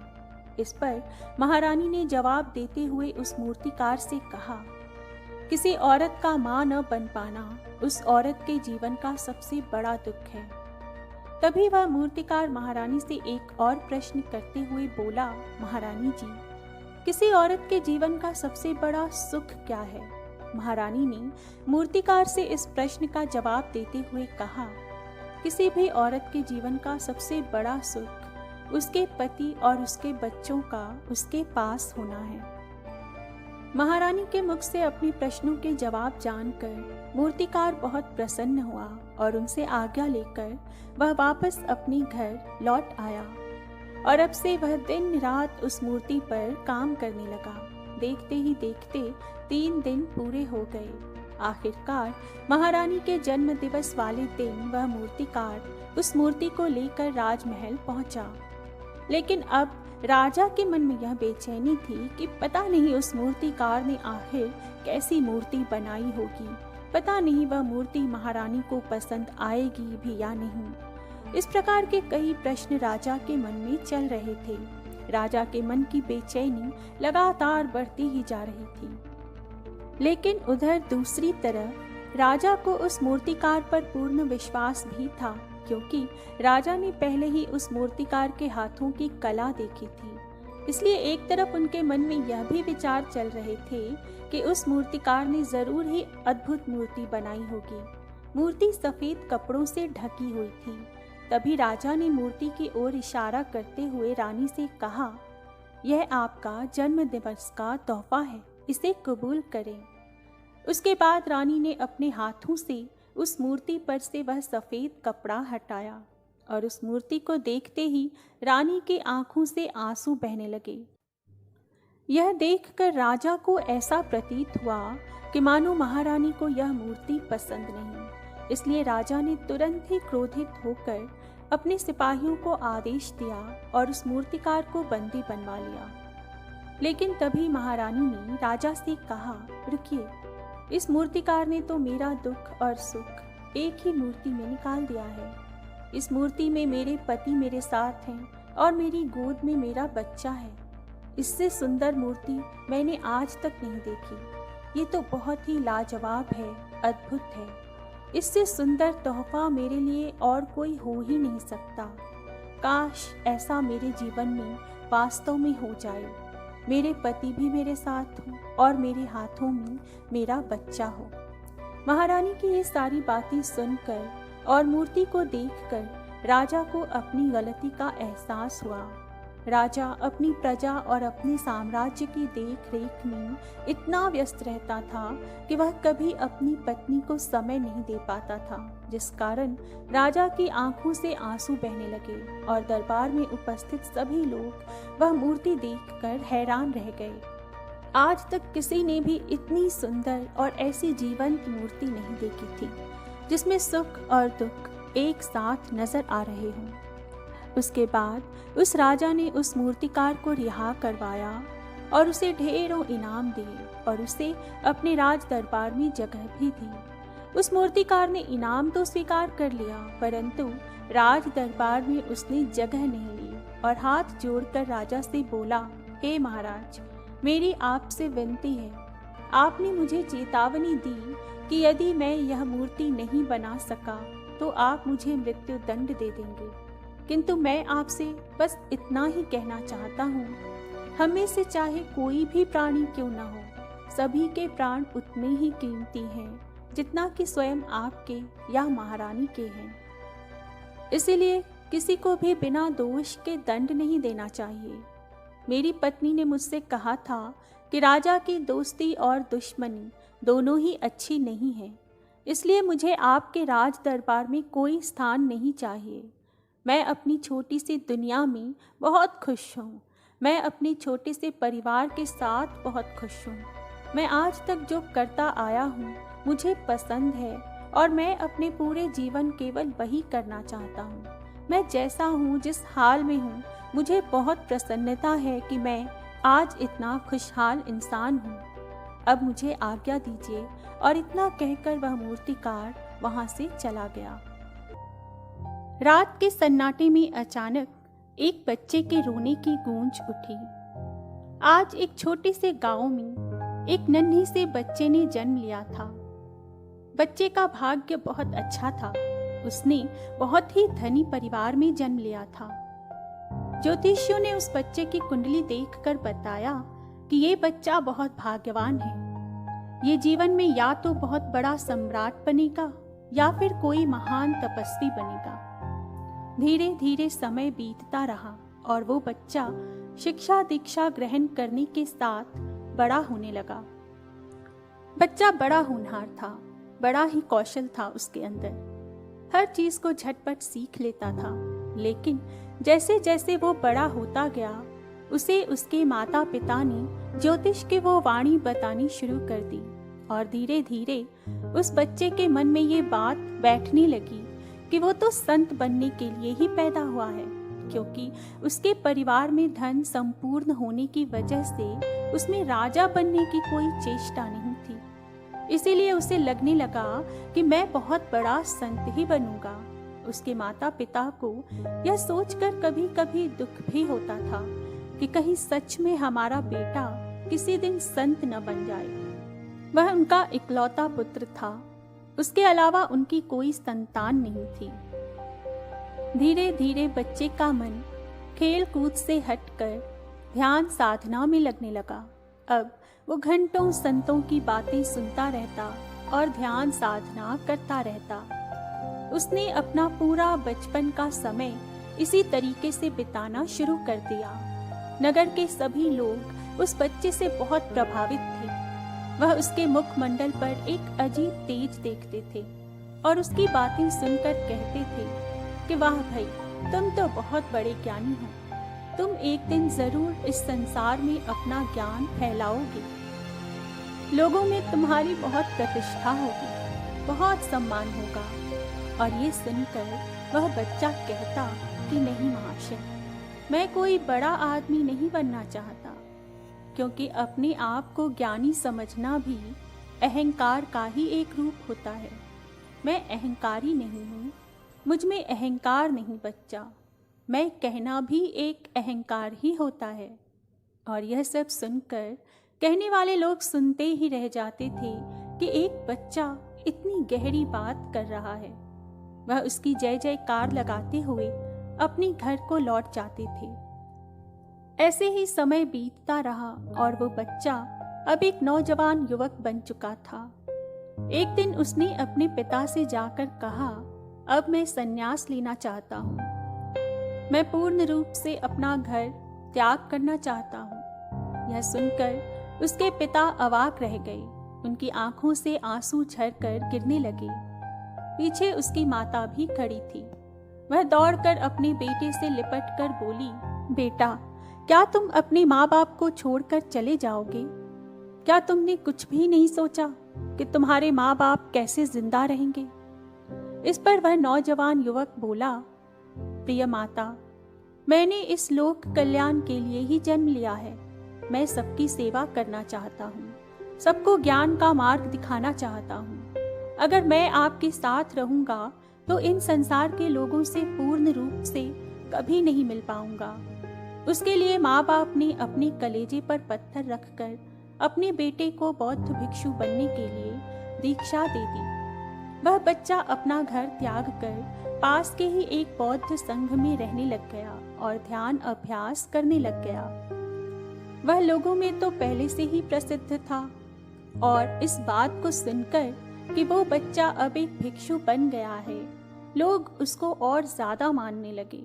रोज शाम को लोग उसका उपदेश सुनने के लिए उसके पास पहुंच जाते थे। सब कुछ सही चल रहा था जब तक कि उस नगर में एक विद्वान भिक्षु नहीं आ गया। दूसरा भिक्षु बहुत ही अद्भुत था। वह अपनी बातों पे कम, अपनी क्रियाओं पे ज्यादा ध्यान देता था, इसलिए उसकी बातें लोगों पर ज्यादा चोट करती थी। धीरे धीरे पूरे नगर में यह बात फैल गई कि नगर में एक बहुत ही विद्वान भिक्षु आया है जो हमारे इस भिक्षु से भी बहुत ज्यादा विद्वान है। चलो उसके पास चलते हैं, उसका भी उपदेश सुनते हैं। ये भिक्षु तो हमारे अंदर कुछ बदल नहीं पाया, शायद वही भिक्षु बदल दे। और ये कहकर सभी लोग जो शाम की शाम उस नौजवान भिक्षु के पास उपदेश सुनने आते थे, उस भिक्षु के पास जाने लगे और धीरे धीरे इस नौजवान भिक्षु का उपदेश सुनने के लिए कोई भी नहीं बचा। इस बात से यह भिक्षु अब बहुत परेशान रहने लगा। अब उसके पास कोई भी नहीं आता था। वह अकेला बैठा रहता और सोचता रहता कि ऐसा उस भिक्षु के पास क्या है जो मेरे पास नहीं है। एक दिन ही उसने निश्चय किया कि वह जाकर उस बौद्ध भिक्षु का उपदेश सुनेगा कि वह ऐसा क्या जानता है, क्या बोलता है, आखिर उसके पास ऐसा क्या है जो मेरे पास नहीं है। और यह सोचकर वह उसका उपदेश सुनने पहुंच जाता है। उसका उपदेश उसे कुछ ज्यादा प्रभावी नहीं लगा और उसे लगा कि यह ठग है जो ऐसी वैसी बातें करके लोगों को बहला फुसला रहा है। यह बात उसने उस नगर के लोगों को बताने का प्रयास भी किया, लेकिन उस नगर के लोगों ने कहा, गुरुजी, आपको ये ईर्ष्या शोभा नहीं देती। अगर आपके पास कोई उपदेश सुनने के लिए नहीं आ रहा तो इसका मतलब यह नहीं है कि आप दूसरे के बारे में ऐसी तुच्छ बातें करें। यह बात आपको बिल्कुल शोभा नहीं देता गुरुजी। छोटा मुंह बड़ी बात। और ऐसी बातें सुन गुरुजी के तन और मन में आग लग जाती थी। और एक दिन उस युवा सन्यासी ने निश्चय किया कि इस समस्या के जड़ को ही नष्ट कर दूंगा। उसके मन में एक भयानक ख्याल आया कि मैं अब उस विद्वान भिक्षु की हत्या ही कर दूंगा। यह सोचकर वह अपने हाथ में तलवार उठाकर रात में उस भिक्षु को मारने के लिए उसके घर पहुंच गया। लेकिन जैसे ही वह तलवार उठाकर उस भिक्षु को मारने के लिए आगे बढ़ा, तभी उसके कदमों की आहट से वह नींद से जाग गया और उठकर इस बौद्ध भिक्षु की आंखों में देखकर पूछा कि तुम कौन हो भाई और मुझे क्यों मारना चाहते हो? देखने से तो तुम कोई भिक्षु मालूम पड़ते हो। हे भिक्षु, तुम ये कौन से रास्ते पर चल पड़े हो? तुम मेरी हत्या करना चाहते हो तो निश्चय ही मुझे मार डालो, लेकिन एक सवाल खुद से जरूर पूछना, क्या तुम सच में एक हत्यारा ही बनना चाहते हो? ये बातें उस नौजवान भिक्षु के दिल पर किसी तीर की भांति लगी और उसने झटके से तलवार को दूर फेंक दिया, जैसे किसी निद्रा से वह जाग उठा हो। और वह उस भिक्षु के सामने फूट फूट कर रोने लगा। नौजवान भिक्षु के वो आखिरी शब्द बहुत ही अनमोल थे। उसने कहा, हे गुरुदेव, मैं बचपन से एक भिक्षु ही बनना चाहता था, क्योंकि एक ज्योतिषी ने भविष्यवाणी की थी। उसकी भविष्यवाणी जब मुझे पता चली, तब से ही मैंने भिक्षु बनने का प्रयास किया। मैंने यह बात अपने मन में पक्की बैठा ली थी कि मैंने लोक कल्याण के लिए ही जन्म लिया है। और इसी वजह से मैंने अपने घर तक का त्याग कर दिया था। मैं इस नगर के लोगों को रोज उपदेश देता था, उनके दुखों को सुनता था, लेकिन जब ये लोग आपके पास आने लगे तब मुझे लगा कि मेरे जीवन का मकसद ही खत्म हो जाएगा और ना जाने कैसे मेरे मन ने इतना खतरनाक कदम उठा लिया। मैं हमेशा सोचता था कि मेरा अहंकार खत्म हो चुका है, मैंने अहंकार को जड़ से उखाड़ फेंका है, लेकिन आज वास्तविकता में पता चला कि मेरा अहंकार खत्म हो गया है और यही मेरा सबसे बड़ा अहंकार है। और जब मेरे इस अहंकार को चोट पहुंची तब मैं अंदर से तिलमिला उठा और आपकी हत्या करने तक का घोर कदम उठा लिया। हे गुरुदेव, मुझे माफ कर दें, मैं गलत रास्ते पर था। मेरी तो पूरी जिंदगी झूठ बनकर रह गई। और यह कहते ही वह उस नौजवान भिक्षु के पैरों में गिर पड़ा। उस भिक्षु ने उसे उठाकर कहा कि हमारे मन की चाल बहुत सूक्ष्म होती है। हम करना कुछ चाहते हैं लेकिन कर कुछ जाते हैं। उसी तरह हमारा अहंकार भी बहुत सूक्ष्म होता है। मैं दूसरों से अच्छा हूँ, यह भी एक बहुत सूक्ष्म अहंकार है। वास्तव में तो बिना अहंकार वाले आदमी को दूसरे से क्या मतलब। कोई अच्छा हो, कोई बुरा हो, लोग आए या जाएं, जिसमें मैं ही नहीं बचा उसको इन सब बातों से क्या मतलब। इसलिए अपनी मन की चाल को बहुत ही गहरे तल पर जाकर समझो। ऊपर से समझने से कुछ नहीं होगा, ऊपर से तो सिर्फ हमारे विचार तैरते रहते हैं। और यह कहते हुए वह चुप हो जाते हैं और वह नौजवान भिक्षु उनसे विदा होकर वहां से चला जाता है। एक बार एक परेशान व्यक्ति एक बौद्ध भिक्षु के पास गया और उनसे बोला कि हे गुरुजी, मैं अपनी आदतों से बहुत परेशान हूँ। मैं करना तो बहुत कुछ चाहता हूँ पर कुछ कर नहीं पाता। मैं सफलता की ऊंचाइयों को छूना चाहता हूँ लेकिन अपनी आदतों से मजबूर हूँ। सच कहूँ तो मुझे तो यह भी नहीं पता कि सफल होने के लिए मुझ में कौन से गुण होने चाहिए। इसलिए हे गुरुदेव, मैं आपके पास आया हूँ ताकि आप मेरा मार्गदर्शन करें। मैं आपके पास ऐसे गुणों को जानने के लिए आया हूँ जिन्हें अपनाकर मैं सफलता प्राप्त कर सकूं और एक सफल जीवन जी सकूं। अतः कृपया मेरा मार्गदर्शन कीजिए आचार्य। युवक की बात सुनकर बौद्ध भिक्षु ने कहा कि जिस तरह हम बुरी आदतों से मजबूर होते हैं, उसी तरह अगर हम अच्छी आदतों को अपनाएंगे तो हम अच्छी आदतों से मजबूर होंगे और अच्छी आदतें भी हमें अपने जीवन में बहुत कुछ हासिल करने में मदद करती हैं। अतः आज मैं तुम्हें ऐसी ही 15 सफल आदतों के बारे में बताऊंगा जिन्हें अगर तुमने अपने जीवन में अपना लिया तो तुम एक सफल जीवन जी सकते हो और जीवन में बहुत सफलता प्राप्त कर सकते हो। जीवन में तुम जो कुछ भी हासिल करना चाहते हो या बनना चाहते हो, ये आदतें तुम्हारे लिए सफलता की बुनियाद बना सकती हैं और तुम्हें किसी भी काम में सफल बना सकती हैं। अतः तुम्हें मनचाही सफलता मिले और जीवन में तुम जो चाहते हो वह तुम्हें मिले, इसके लिए मेरी बातें सुनना और इन्हें कभी मत भूलना, बल्कि इन सभी 15 आदतों को अपने दिमाग में समा लेना और धीरे धीरे उन्हें अपने जीवन में उतारने का प्रयास करना। क्योंकि ये आदतें न सिर्फ तुम्हें सफलता दिलाएंगी बल्कि इतना अच्छा इंसान बनाएंगी जिसे देखकर लोग तुम्हारे जैसा ही बनने का प्रयास करेंगे और तुम समाज में एक आदर्श चरित्र माने जाओगे। अतः बौद्ध भिक्षु ने उस व्यक्ति को 15 आदतों के बारे में बताते हुए कहा, 15 सफल आदतों की सूची में सबसे पहली आदत है सुबह जल्दी उठने की आदत।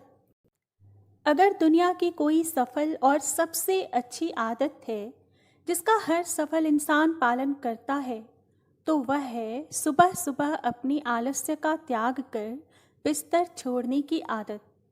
अगर तुम सूरज की पहली किरण से पहले अपना बिस्तर छोड़कर खड़े हो जाते हो और अपने दिन को शानदार बनाने के लिए काम करना शुरू कर देते हो, तो यकीन मानो पूरे दिन में ऐसी कोई चुनौती नहीं होगी जिसे तुम हरा ना सको। तुम्हारा सुबह उठना यह दिखाता है कि तुम्हारे अंदर कितनी इच्छा शक्ति है, तुम्हारे लिए तुम्हारे लक्ष्य को हासिल करना कितना मायने रखता है। सुबह जल्दी उठने का मतलब है ज़्यादा समय, ज़्यादा ऊर्जा, ज़्यादा प्रयास, जो कि तुम्हें ज़िंदगी में हमेशा दूसरों से ज़्यादा ही दिलाएगा।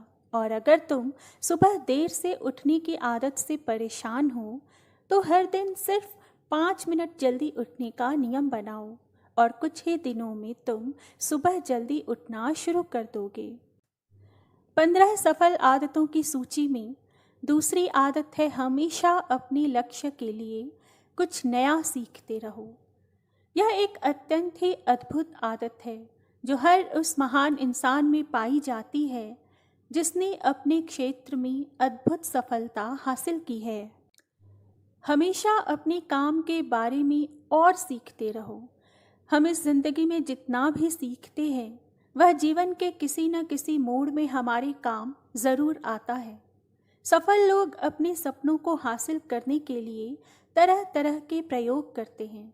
अपने सपनों से जुड़ी हर एक वह बात जानना चाहते हैं जो उनके सपने को पूरा करने के रास्ते को और भी आसान बना दे। चाहे एक पंक्ति का ही ज्ञान सीखो, लेकिन हमेशा कुछ नया सीखो ज़रूर। दुनिया में ज्ञान की कोई कमी नहीं है, लेकिन जिस क्षेत्र में तुम महारत हासिल करना चाहते हो उस क्षेत्र से जुड़े ज्ञान को प्राप्त करने के लिए हमेशा उत्सुक रहो। हो सकता है तुम कोई ऐसी चीज़ सीख जाओ जो तुम्हें इतना हासिल करके दे दे जितना तुमने सोचा भी ना हो, पर इसके लिए तुम्हें हमेशा एक बच्चा बनकर हर दिन हर पल कुछ नया सीखते रहना ही पड़ेगा। 15 सफल आदतों की सूची में तीसरी आदत है बोलो कम और सुनो ज़्यादा। हमारे पास 2 कान और 1 मुंह है। ऐसा इसलिए है ताकि हम सुने ज़्यादा और बोलें आधा। सुनने वाले कभी नुकसान में नहीं रहते। सुनने वाले को हमेशा कुछ न कुछ सीखने को ही मिलता है। कम बोलने का मतलब है ऊर्जा का कम बर्बाद होना, लोगों के मुंह ज़्यादा ना लगना, किसी के सामने हल्का न बनना, किसी से बेवजह की बहस नहीं करना। कम बोलने वाले और ज़्यादा सुनने वाले लोग बहुत ज़्यादा फायदे में रहते हैं। जो व्यक्ति कम बोलता है उसके अंदर गहराई से सोचने की क्षमता बहुत ज़्यादा होती है। जब व्यक्ति कम बोलता है तो वह अपने भीतर से जुड़ा रहता है। उसके भीतर के विचार इतने ताकतवर होते हैं जो किसी भी मंजिल को अपने घुटनों तक लाने के लिए मजबूर कर सकते हैं। 15 सफल आदतों की सूची में चौथी आदत है असहमत होना और मना करना सीखो। हम कोई कठपुतली नहीं हैं जो लोगों की हर बात पर हाँ जी करते रहें। तुम एक अलग इंसान हो, तुम्हारे अलग सपने हैं तो तुम्हारे सिद्धांत भी अलग ही होंगे। तुम्हारी मंजिल अलग है तो तुम्हारा रास्ता भी अलग ही होगा। अगर कोई चीज़ तुम्हें पसंद नहीं है तो मतलब नहीं है। यह ज़रूरी नहीं है कि जो तरीका दूसरों के लिए काम कर रहा है वह तुम्हारे लिए भी काम करे।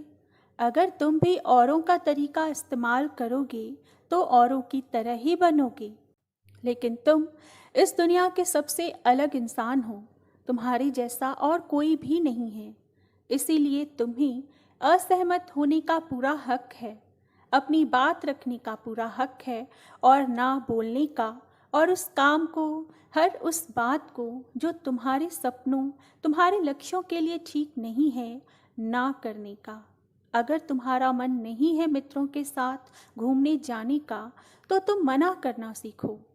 अगर तुम्हें किसान नहीं बल्कि एक व्यापारी बनना है तो घर वालों से बोलो कि मुझे किसान नहीं व्यापारी बनना है। ज़बरदस्ती ज़्यादा दिनों तक नहीं चल पाती और ना ही कुछ हासिल करके देती है। जहाँ ज़रूरत हो वहाँ मना करना सीखो, क्योंकि मना करके तुम कुछ समय के लिए तो दूसरों की नज़रों में बुरा बन सकते हो, लेकिन खुद की नज़रों में और आने वाले समय की नज़रों में कभी गलत नहीं बनोगे। ज़्यादातर लोग तो जीवन में सिर्फ इस डर से कुछ नहीं कर पाते कि लोग क्या कहेंगे। अगर असफल हो गया तो लोग मुझ पर हंसेंगे। असल में ज़्यादातर लोग जीवन खुद के लिए नहीं बल्कि दूसरों के लिए ही जीते हैं, दूसरों की राय पर जीते हैं और जीवन भर दुखी रहते हैं। बौद्ध भिक्षु ने आगे कहा, 15 सफल आदतों की सूची में 5वीं आदत है, सही तरीके का जोखिम लेना सीखो। जिंदगी में सबसे बड़ा जोखिम है कोई जोखिम ही ना लेना। अगर तुम सही काम में जोखिम नहीं ले रहे हो तो तुम अपनी ज़िंदगी को जोखिम में डाल रहे हो, जोखिम ले रहे हो ज़िंदगी को बर्बाद करने का या फिर वहीं अटके रहने का जहाँ पर अभी तुम हो। मन से सही चीज़ों के लिए जोखिम लेने का डर हटा दो। ये डर हटा दो कि लोग क्या कहेंगे, लोग हंसेंगे, मेरा समय बर्बाद होगा, मेरा धन बर्बाद होगा। एक इंसान को जन्म से लेकर मृत्यु तक के उसके सफ़र में केवल 3 चीज़ चाहिए, रोटी, कपड़ा और मकान, जिसे कि पाना कोई मुश्किल काम नहीं है। इसके अलावा इंसान के पास जो कुछ भी है, अगर वह चला भी गया तब भी व्यक्ति का जीवन कट ही जाएगा। लेकिन तुम्हारा मकसद सिर्फ सुरक्षित रहकर मौत के दरवाजे तक पहुंचना नहीं है, बल्कि एक योद्धा की तरह हर चुनौती को धूल चटाकर, जोखिम लेकर, एक विजेता का ताज पहनकर, बूढ़े होकर मौत के दरवाजे तक पहुंचना है। सही चीज़ों के लिए जोखिम लेना ही चाहिए, इसलिए जोखिम लेना सीखो। तुम जोखिम लेने का कभी भी अफसोस नहीं करोगे, लेकिन अगर उचित समय पर उचित जोखिम नहीं लिया तो अंत समय में जोखिम न लेने का इतना बड़ा पछतावा होगा कि तुम सोच भी नहीं सकते। 15 सफल आदतों की सूची में 6ठी आदत है, उस इंसान को समझने की कोशिश करना जो अगले 60 वर्ष तुम्हारे साथ बिताने वाला है, और वह इंसान तुम खुद हो। तुम अपने आप को कितना समय देते हो? तुम अपने अतीत की गलतियों से कितना सीखते हो? तुम अपने वर्तमान को सुधारने के लिए क्या करते हो? अपने भविष्य के बारे में क्या सोचते हो? क्या तुम हर दिन 10 मिनट शांति से अकेले में बैठकर यह सोचते हो कि तुम्हारी ज़िंदगी में क्या चल रहा है? मैं कहाँ से आया था, अभी मैं कहाँ हूँ और आगे मुझे कहाँ जाना है? तुम्हारी सबसे बड़ी ज़रूरत और तुम्हारी ज़िंदगी की सबसे बड़ी चुनौती क्या है? तुम्हें बेहतर ढंग से तुम्हारे अलावा और कोई भी नहीं जान सकता। अगर कोई समझ भी सकता है तो अभी तुम्हारे अंदर क्या भावनाएं चल रही हैं, इसके बारे में तुम्हारे अलावा और कोई भी महसूस नहीं कर सकता। अतः अपने आप को हर दिन बस 10 मिनट दो, और इस 10 मिनट में तुम्हारे पास कोई भी नहीं होना चाहिए, ना कोई किताब, ना कोई काम, बस तुम और तुम्हारे विचार होने चाहिए। इस समय बस तुम अकेले रहो और खुद से बातें करो, खुद को अंदर से जानने और समझने का प्रयास करो। 15 सफल आदतों की सूची में 7वीं आदत है, निर्णय लेना सीखो और तुरंत काम पे लग जाओ। ऐसे कितने ही काम हैं जिन्हें तुम आज तक टालते आ रहे हो। ऐसे कितने निर्णय हैं जिन्हें लेना आज तुम्हारे लिए बहुत ज़रूरी है, लेकिन तुम निर्णय लेना ही नहीं चाहते, उन्हें बस टालते रहते हो। ज़्यादातर लोग निर्णय ही नहीं ले पाते कि उन्हें इस काम को करना है या नहीं, इस संबंध में रहना है या नहीं, व्यापार करना है या नौकरी करनी है। लोग निर्णय नहीं ले पाते और उलझे रहते हैं। अतः निर्णय लेना सीखो। कोई भी निर्णय ना लेने से बेहतर है कि कोई एक निर्णय लो और उस निर्णय को सही साबित करने का प्रयास करो। और जब एक बार निर्णय ले लो तो तुरंत काम पर लग जाओ। जितने भी दुनिया के सफल लोग हैं, उनका निर्णय लेने और उस पर काम करने के बीच का समय लगभग 0 होता है। अगर तुमने दिन में 8 बजे कोई निर्णय लिया है, किसी काम की कोई योजना बनाई है, तो 8:01 में तुम्हारी काम उस निर्णय के अनुरूप होते हुए दिखाई देनी चाहिए। जिंदगी बदल देने वाली 15 सफल आदतों में से 8वीं आदत है समय को लक्ष्य में लगाना सीखो। समय एकमात्र ऐसी चीज़ है जो लगातार कम होती रहती है, वह भी एक समान रफ्तार से। कभी भी इसके कम होने की गति धीमी नहीं पड़ती। समय पर किसी भी चीज़ का, किसी भी घटना का कोई फर्क नहीं पड़ता। समय एक ऐसी चीज़ है जिसके तुम सिर्फ साथ दौड़ सकते हो, ना उसके पीछे दौड़ सकते हो और ना ही उससे आगे निकल सकते हो। आज तुम्हारी ज़िंदगी में जो भी चल रहा है, तुम्हें उसका सामना करना ही पड़ेगा। अतः समय के साथ चलना सीखो और आज तुम्हारे लिए जो ज़रूरी है उसे करते हुए आगे बढ़ते जाओ, क्योंकि समय के बहाव में अगर तुम एक बार पीछे छूट गए, फिर चाहे कितनी ही दौड़ लगा लो, वो पहले वाली बात तो फिर कभी नहीं हो पाएगी। जो सो रहा है ना, वह निश्चित रूप से कुछ न कुछ खो रहा है, और जो जाग रहा है वह लगातार भाग रहा है। हम जैसे ही पैदा होते हैं, उसी क्षण से हमारी समय की उल्टी गिनती शुरू हो जाती है। इसीलिए समय को लक्ष्य में लगाओ, उसे खुद को जानने में लगाओ। 15 सफल आदतों की सूची में 9वीं आदत है फालतू की झंझटों को नज़रअंदाज करना सीखो। हमारे पास सीमित समय है और एक निश्चित मात्रा में ऊर्जा है। अगर हम इसे हर तरह की छोटी छोटी बातों, बहसों और बेमतलब के कामों में लगाते रहेंगे तो हमारी ऊर्जा बटी रहेगी। हम कभी भी इसे अपने लक्ष्य की ओर एकत्रित नहीं कर पाएंगे और लक्ष्य को हासिल करने से चूक जाएंगे। ज़्यादातर लोगों की गलती भी यही है कि वे हर चीज़, हर काम में खुद को सम्मिलित करने की कोशिश करते हैं, जिससे उनकी ऊर्जा बढ़ जाती है और वह कुछ भी महत्वपूर्ण नहीं कर पाते। इसलिए जो काम ज़रूरी नहीं है और जिसे दूसरे कर सकते हैं, उसे दूसरों को ही सौंप दो और अपनी सारी ऊर्जा, सारा समय अपने महत्वपूर्ण कामों में लगाओ। 15 सफल आदतों में से 10वीं आदत है अपने जीवन से नकारात्मक लोगों को निकाल कर सकारात्मक लोगों के साथ रहना शुरू करो। एक नकारात्मक व्यक्ति हमारी ऊर्जा को चूस कर हमारी सोच को भी नकारात्मक बना देता है। इसलिए ऐसे लोगों से दूर रहने का प्रयास करो। असल में कोई भी व्यक्ति अपने आसपास के 5 लोगों का औसत होता है, यानी हमारे आसपास के वो 5 लोग जिनके साथ हमारा सबसे ज़्यादा समय बीतता है, कहीं ना कहीं हम भी उनकी ही तरह बन जाते हैं, उन्हीं की आदतें अपनाने लगते हैं। संगत का असर पड़ता है। अगर तुम्हारे साथ के लोगों को हर चीज़ में कमी दिखती है तो तुरंत उनका साथ छोड़ दो, क्योंकि यह ऐसे लोग हैं जिन्हें गर्मी में सर्दी और सर्दी में बरसात पसंद आती है। ऐसे लोग कहीं भी खुश नहीं रह पाते और ना ही दूसरों को खुश रहने देते हैं। दुनिया में हर किसी को खुश और आज़ाद रहने का पूरा हक है। सकारात्मक सोच के साथ जीवन जीने का पूरा हक है। यहाँ तक कि तुम्हें खुद के साथ भी नकारात्मक बातें नहीं करनी चाहिए, जैसे कि मेरी तो किस्मत ही खराब है या मेरे साथ तो हमेशा ऐसा ही होता है।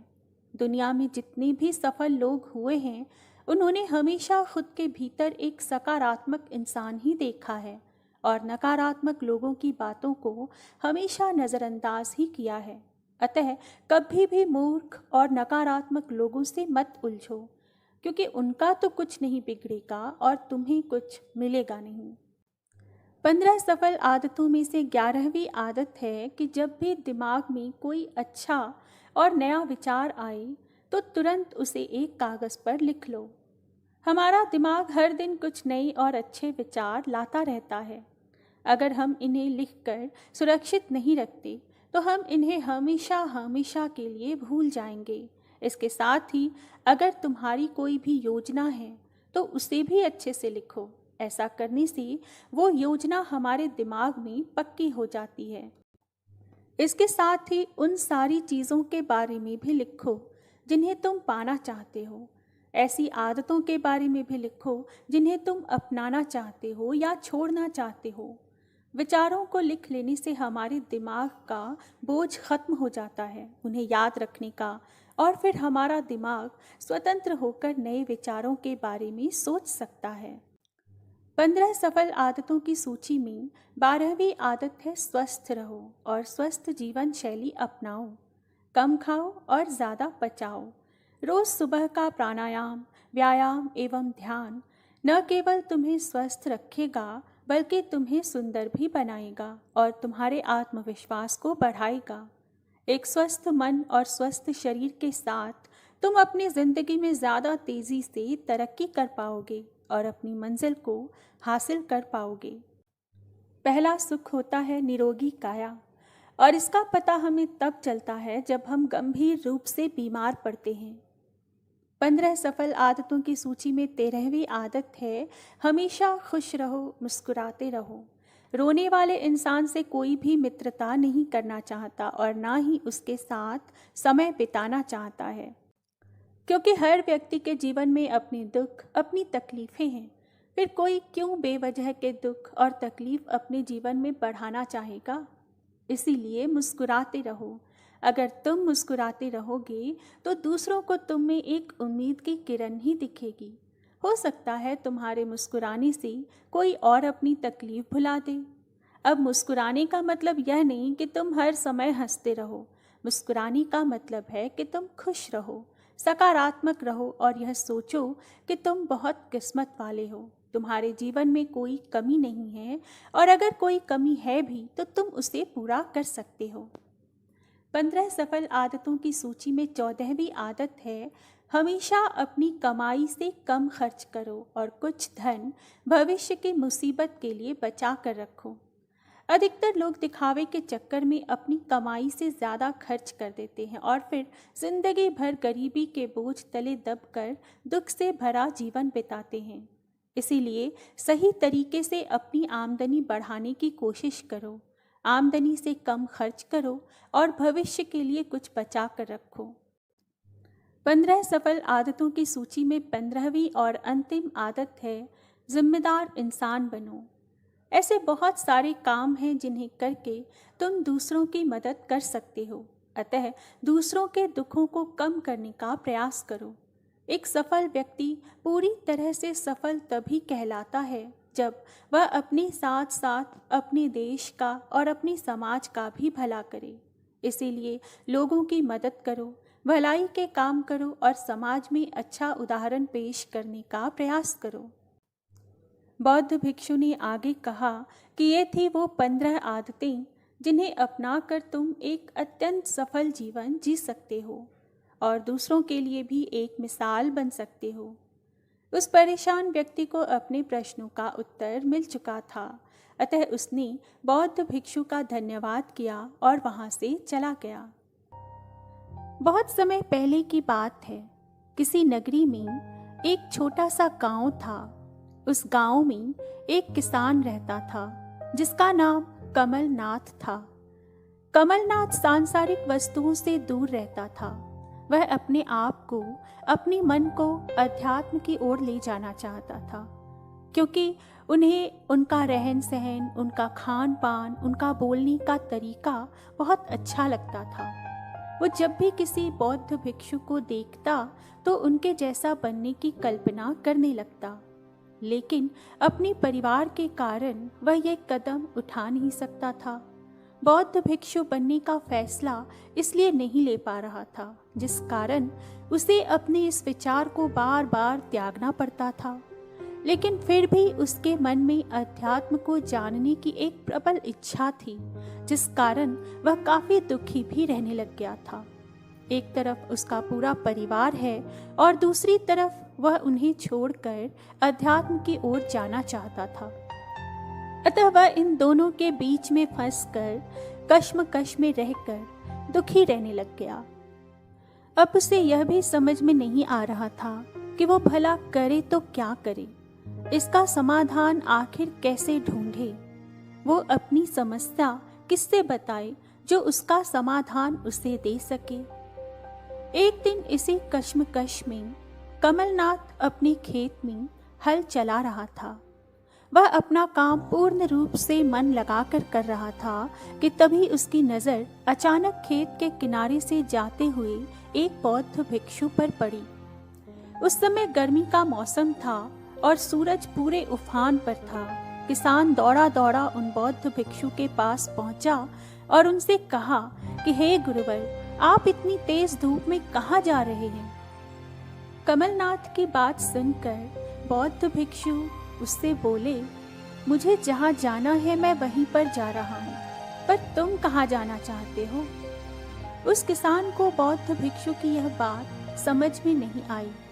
उसने उन बौद्ध भिक्षु से कहा, हे महाराज, आप क्या कहना चाहते हैं? मैं कुछ समझ नहीं पा रहा। तभी वह बौद्ध भिक्षु उस किसान से बोले कि तुम्हारे चेहरे पर जो तनाव है वह मुझे साफ साफ नजर आ रहा है। तुम मन ही मन किसी समस्या से परेशान हो और तुम इसका समाधान चाहते हो, और इसके कई कारण नहीं हैं, इसका केवल एक ही कारण है, और जिस कारण तुम अपनी मार्ग से भटक गए हो, और मनुष्य के दुखी होने का बस यही एकमात्र कारण है। जब मनुष्य अपने मार्ग से भटक जाता है, मन में शंकाएं उत्पन्न होने लगती हैं, दुख, तकलीफ, तनाव, इन सब से वह घिर जाता है, वह अपनी राह से भटक जाता है, और तब उसे यह समझ में नहीं आता कि उसे जाना कहाँ है। उन बौद्ध भिक्षु के मुंह से ये सारी बातें सुनकर कमलनाथ उनके पैर पकड़ लेता है और वहीं पर रोने लग जाता है। उनसे कहता है कि आप तो ज्ञानी हैं, आपने तो आज चमत्कार ही कर दिया। मेरे बिना कुछ बताए मेरे मन की वह सारी बातें आपने बता दी जो मैं आपसे कहना चाहता था, जिसका जवाब मैं आपसे जानना चाहता था। यह सुन वह बौद्ध भिक्षु कमलनाथ से बोले, मैंने कोई चमत्कार नहीं किया है, यह सब तो तुम्हारे भीतर चल रहा है। मैंने तो बस वही तुम्हें बताया है, और यह तो कोई भी देख सकता है। तभी वह कमलनाथ कहता है, हे गुरुवर, मेरे अंदर क्या चल रहा है ये तो मैं खुद भी सही से नहीं जान सका, पर आपने मुझे बताया तो ये चमत्कार नहीं तो और क्या है? तभी वह बौद्ध भिक्षु कमलनाथ से कहते हैं, नहीं, यदि कोई भी इंसान चाहे तो वह अपने भीतर झांक कर अपनी परेशानियों को समझ सकता है, जान सकता है, उनका हल निकाल सकता है। बस इसके लिए तुम्हें शांत होना होगा, और इस समय तुम्हारा मन अशांत है, इसीलिए तुम वह सब नहीं देख पा रहे हो जो मैं देख पा रहा हूँ। तब कमलनाथ उन बौद्ध भिक्षु से कहता है कि हे गुरुवर, तो आप ही मुझे बताइए कि मैं शांत कैसे रहूं। एक तरफ मेरा पूरा परिवार है और दूसरी तरफ मुझे अध्यात्म का ज्ञान चाहिए। अब मैं ऐसी दुविधा में अपने मन को शांत कैसे कर सकता हूँ भला? मैं किसी एक राह को कैसे चुन सकता हूँ? तभी वो बौद्ध भिक्षु उन किसान से कहते हैं, शांत होना बहुत आसान है। सबसे पहले तुम आराम से बैठ जाओ और जो कुछ भी मैं तुम्हें कह रहा हूँ उसे तुम ध्यान से सुनो, उसे ध्यान से समझने की कोशिश करो। अपनी आंखें बंद करो और मेरे साथ कहो कि मैं उन सभी को क्षमा करता हूँ जिन्होंने मेरे साथ कुछ भी गलत किया है। मैं उन सभी को क्षमा करता हूँ जो मेरे दुश्मन थे, और सबसे मैं अपने आप को क्षमा करता हूँ जो मैंने जो भी गलतियाँ की हैं, जो गलतियाँ मुझे नहीं करनी चाहिए थीं, उसके लिए मैं खुद को माफ़ करता हूँ। और अब अपना ध्यान अपने घर पर ले जाओ और खुद से ये कहो कि ना तो वह घर जिसमें मैं रहता हूँ वो ना ही मैं हूँ, और ना ही वो मेरा परिवार मैं हूँ, और ना ही ये खेत जो है, यहाँ तक कि यह शरीर भी मैं नहीं हूँ। इतना कहने के बाद वह बौद्ध भिक्षु उस किसान से बोले कि अब अपने भीतर अपनी इस समस्या पर नज़र डालने की कोशिश करो जिसके कारण तुम इतने परेशान हो, इतने चिंतित हो। जिस वक्त जब वो समस्या आ जाए तो तुम उसका हल निकालने की कोशिश करना। यह सुन कमलनाथ कहता है, हे गुरुवर, यदि मेरे पास मेरी समस्या का समाधान होता तो मैं दुखी क्यों होता? क्या मैं उसका हल पहले ही नहीं निकाल लेता? मैं आपसे इसका समाधान क्यों चाहता? इस पर वो बौद्ध भिक्षु उस किसान से कहते हैं, कमलनाथ, इस पूरी पृथ्वी पर ऐसी कोई समस्या पैदा नहीं हुई है जिसका हल मनुष्य के भीतर ना हो। तुम्हारी समस्या का समाधान केवल तुम ही निकाल सकते हो और तुम उसका समाधान जानते हो।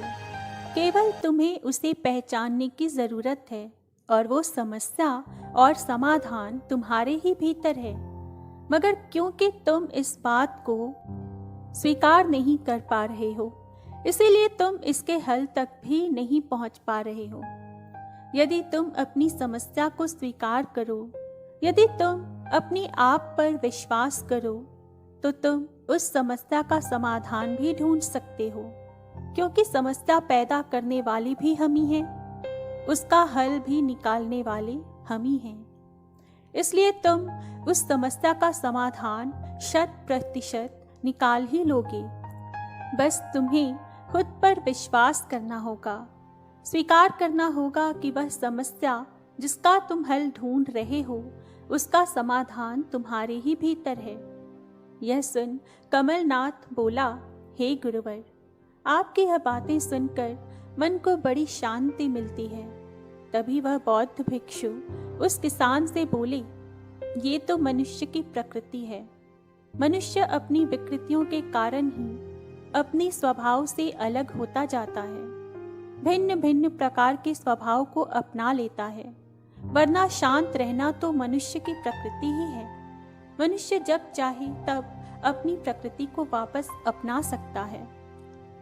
इस पर कमलनाथ बौद्ध भिक्षु से बोला, हे गुरुवर, अभी तो आप मेरे साथ हैं, इसीलिए मैं बहुत ही शांत और अच्छा महसूस कर पा रहा हूँ। लेकिन जब आप यहाँ से चले जाएंगे तब मुझे फिर से वही अशांति घेर लेगी, वही समस्याएं मेरे सामने आ जाएंगी। फिर मुझे यह शांति कैसे प्राप्त होगी? तभी वह बौद्ध भिक्षु उस कमलनाथ से बोले कि तुम्हारी शांति के लिए तुम्हें किसी दूसरे की जरूरत नहीं है, किसी बाहरी व्यक्ति की कोई आवश्यकता ही नहीं है। वह तो तुम्हारे भीतर ही है, बस तुम्हें उसे खोजने की जरूरत है, तुम्हें उसे स्वीकार करने की जरूरत है और तुम्हें उस पर विश्वास करने की जरूरत है। महात्मा बुद्ध कहते हैं, अपना दीपक स्वयं बनो, अपनी खुशी के लिए दूसरों पर निर्भर मत रहो। तभी वह किसान उस बौद्ध भिक्षु से बोले, हे गुरुवर, क्या शांत रहने के लिए संन्यास लेना जरूरी है? तभी बौद्ध भिक्षु उस किसान से बोले कि ये जरूरी नहीं कि तुम सब कुछ छोड़ छाड़ कर सन्यासी बन जाओ। अपना परिवार, अपने घर से वह मोह माया त्याग दो, बल्कि जरूरी तो यह है कि तुम मन से सन्यासी बन जाओ। अपने लिए दिन भर में ऐसा समय निकालो जब तुम ध्यान कर सको, शांत रह सको। तब तुम अपनी समस्या को समझ पाओगे और उसका हल भी जान पाओगे और अपने भीतर उस शांति का भी अनुभव कर सकोगे। लेकिन याद रहे कि इसके लिए पहले तुम्हें खुद पर विश्वास करना होगा, खुद को जानना होगा और खुद को स्वीकार करना होगा। उन सारी गलतियों के बारे में मत सोचो, उन गलतियों के लिए खुद को माफ कर दो, क्योंकि माफ करने का अर्थ ये नहीं कि वो गलतियां सही थीं, बल्कि ये है कि आज से तुमने उन गलतियों को अपने भीतर से निकाल दिया है। उनसे सीख लेकर अब तुम आगे बढ़ने के लिए तैयार हो और अब से वे गलतियां तुम्हें कभी परेशान नहीं करेंगी। इसके लिए तुम्हें खुद को पूरे दिल से माफ करना होगा और उन लोगों को भी माफ करना होगा जिन्होंने तुम्हारे साथ कुछ गलत किया है। और यदि तुम उन गलतियों को माफ नहीं करते हो तो इसका अर्थ यह हुआ कि तुम उन बोरियों को लेकर जीवन भर ढोना चाहते हो, और यदि तुम उन बोरों को लेकर ढोओगे तो आगे कैसे बढ़ोगे? इसलिए सबसे पहले तुम उन सभी को माफ़ कर दो और उसके बाद तुम चाहे तो किसी से भी नए कार्य की शुरुआत कर सकते हो। और यदि किसी नई कार्य की शुरुआत करनी है तो कल का इंतज़ार कभी मत करना। जो करना है आज से और अभी से करना, क्योंकि कल किसने देखा है। और इतना कहकर वह बौद्ध भिक्षु अपने मार्ग पर चल पड़े और कमलनाथ भी खुशी खुशी वापस अपने घर चला गया। एक गांव में पंडित देवदत्त नाम के एक वैद्य थे। वे बहुत ही दयालु, सरल, सीधे सादे इंसान थे जो श्री कृष्ण के अनन्य भक्त भी थे। बहुत अधिक धन की चाह उन्हें कभी नहीं थी, बल्कि वे इस बात पर यकीन करते थे कि किस्मत से ज़्यादा और समय से पहले किसी को कुछ नहीं मिलता, अर्थात उनकी किस्मत में जितना मिलना होगा वह मिल ही जाएगा। अतः वे रोज अपनी दुकान में समय पर बैठते और ठीक रात्रि 8 बजे दुकान बंद कर देते। उतनी देर में उनकी जो भी आमदनी होती उसे ही वो अपनी किस्मत और कृष्ण की इच्छा मानकर संतुष्ट हो जाते। उनकी पत्नी उनके इस आदत से बहुत चिढ़ती थी। उसे लगता था कि वे ज्यादा देर तक दुकान में क्यों नहीं बैठते, शायद और भी कमाई हो जाती। अतः उनकी इस आदत से वह परेशान हो गई थी, परंतु उसके ताने बाने सुनकर भी वैद्य जी को कोई फर्क नहीं पड़ता था। वे यही मानते थे कि यदि किस्मत में होगा तो वह 8 बजे तक भी मिल जाएगा। अतः देर तक बैठकर समय व्यतीत करना उन्हें व्यर्थ प्रतीत होता था। वैद्य जी की पत्नी घर में हर दिन जरूरत पड़ने वाली चीजों की सूची बनाकर रोज वैद्य जी को बैठक में दे आती थी। वैद्य जी उस सूची को बिना देखे भगवान के चरणों में रख देते। उनका विश्वास था कि श्री कृष्ण उनकी जरूरतों को जरूर पूरा करेंगे, वे ही पालने वाले हैं। अतः वैद्य जी कभी धन जमा करने की चिंता नहीं करते थे, अपितु आश्चर्य की बात थी कि सूची में जो भी सामान लिखा होता था उसी के बराबर के उन्हें रोज उतनी ही कमाई हो जाती थी और प्रतिदिन शाम को वे बाजार से वे चीजें खरीद लाते। बाकी के रुपयों को वे जरूरतमंदों की मदद में खर्च करते और गरीबों तथा जरूरतमंदों को दवाइयाँ भी मुफ्त में ही दे देते, उनसे दवाइयों के पैसे नहीं लेते थे। इसी तरह बहुत ही सरल तरीके से जिंदगी कट रही थी। कुछ सालों बाद उनके घर में एक बेटी का जन्म हुआ। बेटी के जन्म के बाद उनकी पत्नी के स्वभाव में और भी ज्यादा बदलाव आने लगा। बेटी के भविष्य के बारे में सोचकर वह और भी ज्यादा परेशान रहने लगी। पति को रोज खरी खोटी सुनाती, ताने मारती, उनसे धन जमा करने को कहती, बेटी की शादी की चिंता करने को कहती, पर वैद्य जी के स्वभाव एवं आदत में कोई बदलाव न देखकर खुद में कुढ़ती रहती। वैद्य जी अपनी पत्नी को देखकर मन में उसकी चिंता को समझते थे, उसकी परेशानी को जानते थे, पर अपने उसूलों और सिद्धांतों में बदलाव करने को उनका मन नहीं मानता था। अतः वे अपनी पत्नी को समझाते, उसे श्री कृष्ण पर विश्वास रखने को कहते, परंतु ज्यों-ज्यों बेटी बड़ी हो रही थी उनकी पत्नी का धैर्य टूटता जा रहा था। वह रात दिन यह सोच सोच कर परेशान रहती थी कि इतना सारा सामान एवं धन देने के बावजूद भी बेटियों को ससुराल में कितनी यातनाएं दी जाती हैं, उन पर अत्याचार किया जाता है, कहीं कहीं तो जलाकर या किसी और तरीके से मार भी दिया जाता। ऐसे में वह अपनी बेटी को खाली हाथ ससुराल कैसे भेजेगी, और अगर भेज देगी तो उसकी बेटी का ससुराल में क्या हाल होगा, कैसे उसका भविष्य वह सुधार सके, इसी चिंता में रात दिन डूबी रहती। अतः चिंता में घुल घुल कर उसका शरीर भी खराब होने लगा, वह बीमार रहने लगी। यूं ही 20 वर्ष बीत गए। अब वह वैद्य जी से रोज बेटी की शादी को लेकर चिंता व्यक्त करने लगी कि कैसे शादी के लिए सामान खरीदे जाएंगे, कहाँ से धन आएगा, कैसे विधियां पूरी की जाएंगी। पर वैद्य जी हमेशा की तरह दूसरों की मदद करके और अपने उसूलों के अनुसार ही काम करते। उन्हें पूरा यकीन था कि जिस प्रकार वे सबकी मदद करते हैं, श्री कृष्ण उनकी मदद जरूर करेंगे। एक दिन उनके बीवी ने उनके अनसुनीपन से तंग आकर सूची में शादी के लिए जरूरी सारी सामग्रियों का नाम लिखकर ही सूची वैद्य जी की बैठक में भिजवा दी। वैद्य जी ने आदत के अनुसार बिना देखे ही चुपचाप वह पर्ची श्री कृष्ण के चरणों में रख दी। उस दिन सुबह से बैठे बैठे रात हो गई, 8 बज गए, पर एक भी मरीज नहीं आया, ना ही कोई दवाइयाँ खरीदने आया। पंडित जी थोड़े चिंतित होने लगे कि क्या आज खाने पीने की सामग्री लाने लायक भी कमाई नहीं होगी, परंतु फिर यह सोचकर कि शायद आज किस्मत में यही लिखा है और शायद श्री कृष्ण की यही मर्जी है, वे भारी मन से उठकर दुकान बंद करने लगे। जैसे ही वे कपाट की तरफ बढ़े, एक बहुत ही सुंदर सौम्य पुरुष उनकी तरफ आता दिखाई दिया। उस पुरुष ने बहुत ही सुंदर पोशाक पहन रखी थी और देखने में वह बहुत ही धनी मालूम पड़ता था। वह लगभग हाँफता हुआ वैद्य जी के पास आया और उन्हें नमस्कार किया। उस पुरुष के पीछे पीछे एक बहुत बड़ी गाड़ी भी आई और आकर दरवाजे पर ही रुक गई। उसमें से 2 काम करने वाले मजदूर निकले और उस पुरुष की आज्ञा पाकर गाड़ी में से सामान उतारने लगे। वैद्य जी अभी तक आश्चर्यचकित थे कि आखिर ये हो क्या रहा था। गाड़ी में से एक फर्नीचर, सुंदर कपड़ों, साड़ियों, मेवों से भरे बड़े बड़े बक्से उतर रहे थे। उन्हें अभी तक समझ नहीं आया था कि यह सुंदर पुरुष कौन है और वह यह सब सामान उनके घर के सामने क्यों उतरवा रहा था।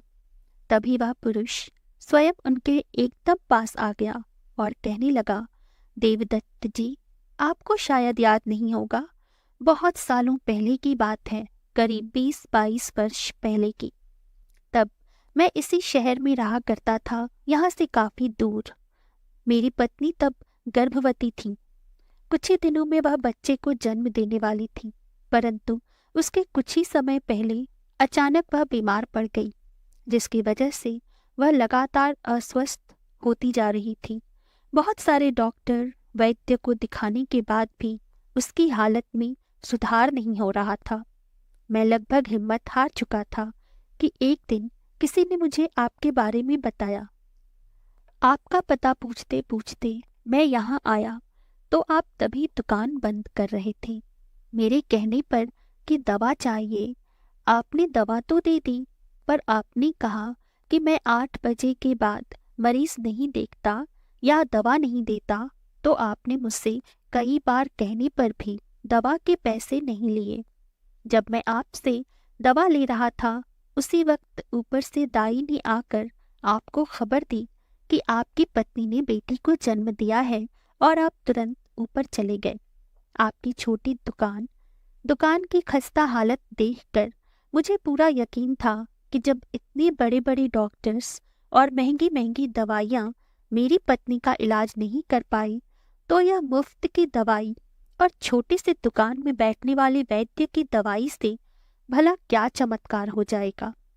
जो कि मैं आ गया था दुकान पर, अतः बेमन से दवा ली तो ली, पर मुझे उसके असर पर जरा भी यकीन नहीं था।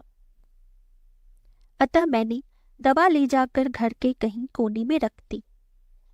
न जाने ईश्वर की प्रेरणा से या कैसे मेरी पत्नी ने उस दवा को देखा और मुझसे उसके बारे में पूछा।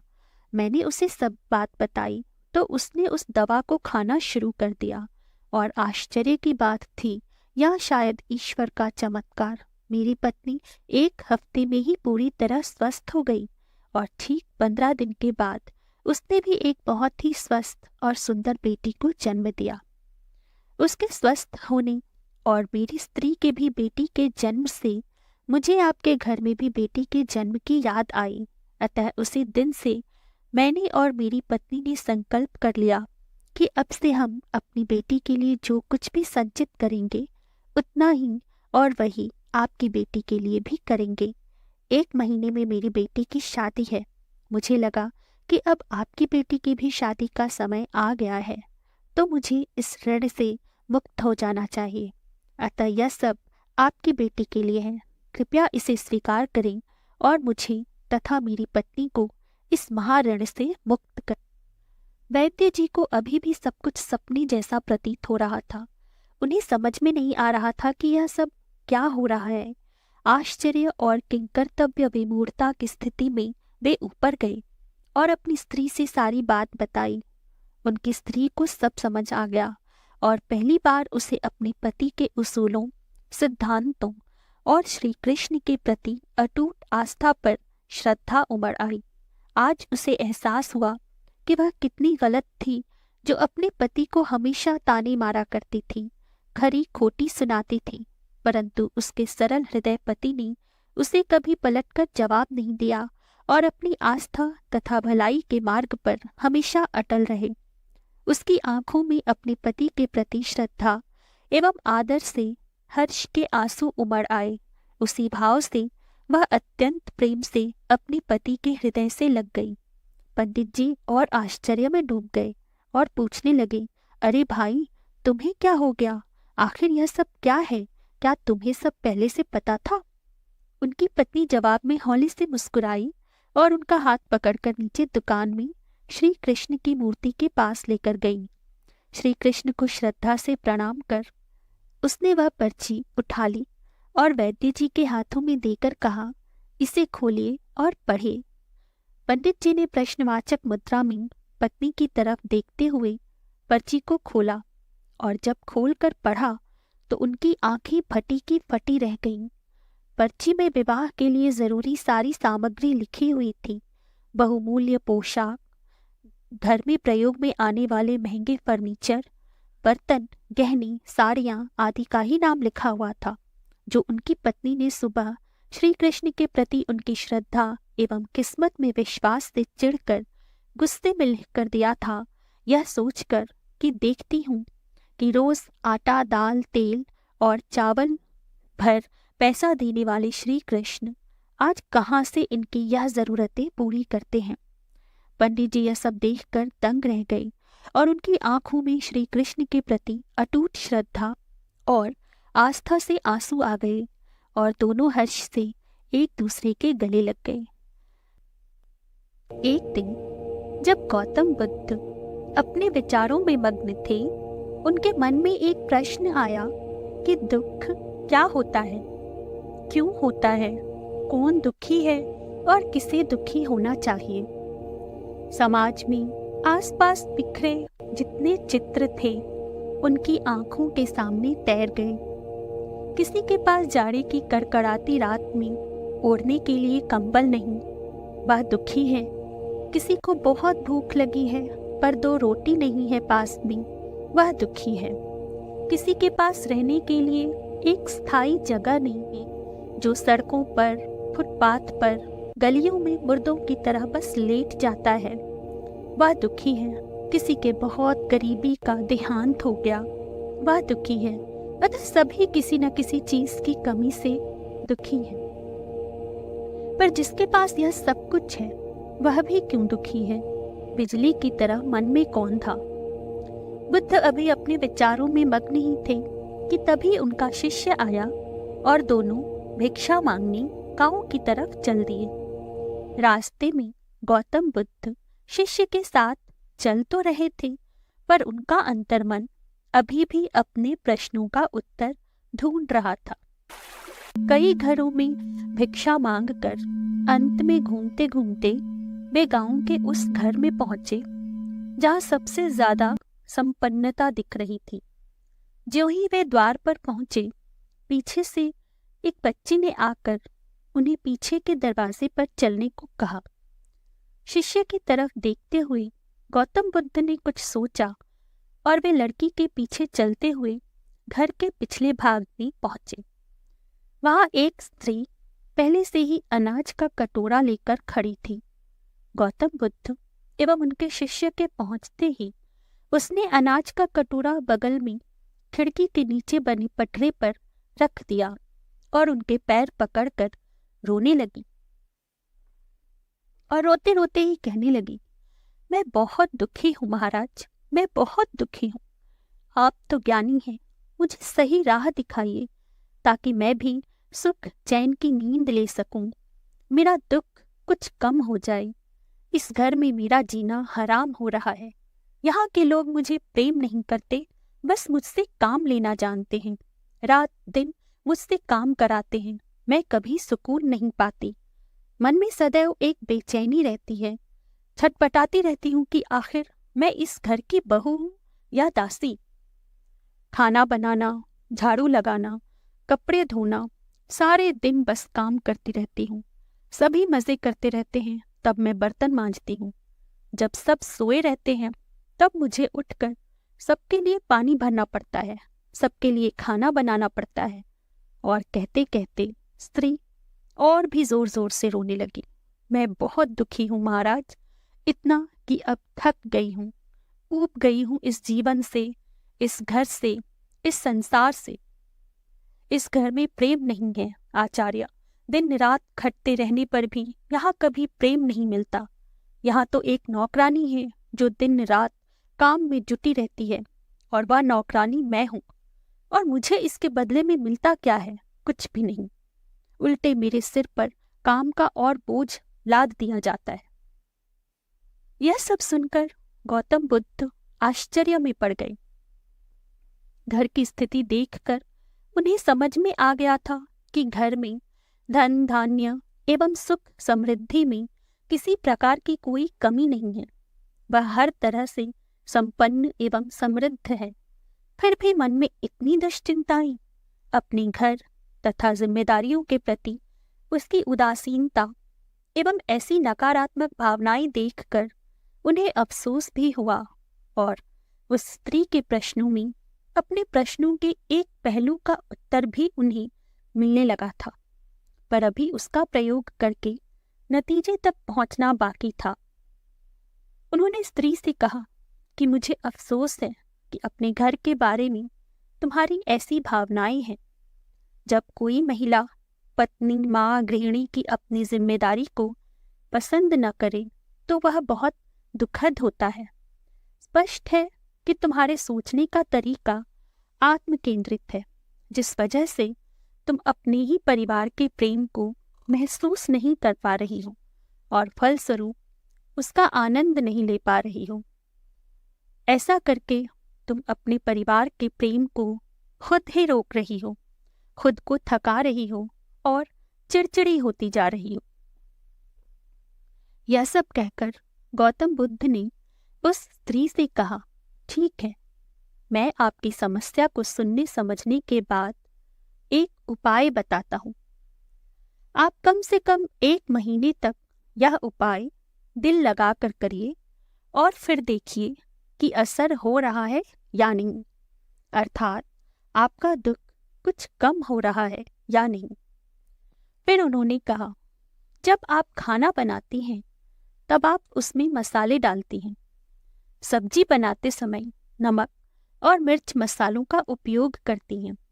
अब से आप वही मसाला अपने घरेलू जीवन में भी डालने का अभ्यास करिए। स्त्री बिना कुछ समझे गौतम बुद्ध के चेहरे पर प्रश्नवाचक दृष्टि से देख रही थी। गौतम बुद्ध ने फिर आगे कहा, अब से 1 महीने तक सब्जी बनाते समय आप उसमें एक बड़ा चम्मच भरकर प्रेम डाल दें।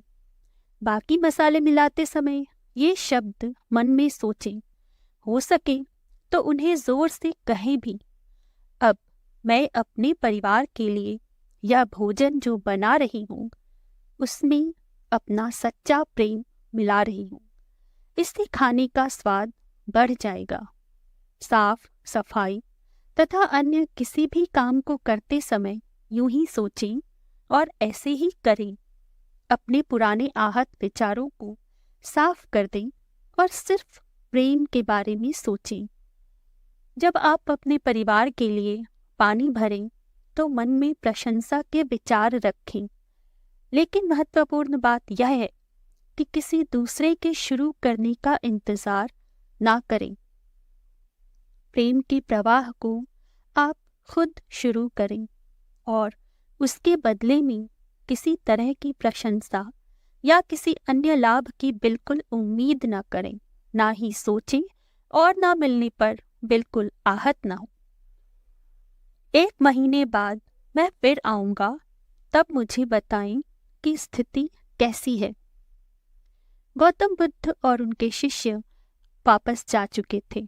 उस स्त्री को बड़ा ही अजीब लगा कि यह क्या था, यह कैसा उपाय है, परंतु फिर भी उसने सोचा कि वैसे भी जीवन इतना बोझिल हो ही रहा है। इतने बड़े ज्ञानीजन के आशीर्वाद एवं सुझाव से यह भी करके देखती हूँ, कुछ जाने वाला तो है नहीं, सब सुधर गया अगर कहीं तो लाभ ही है।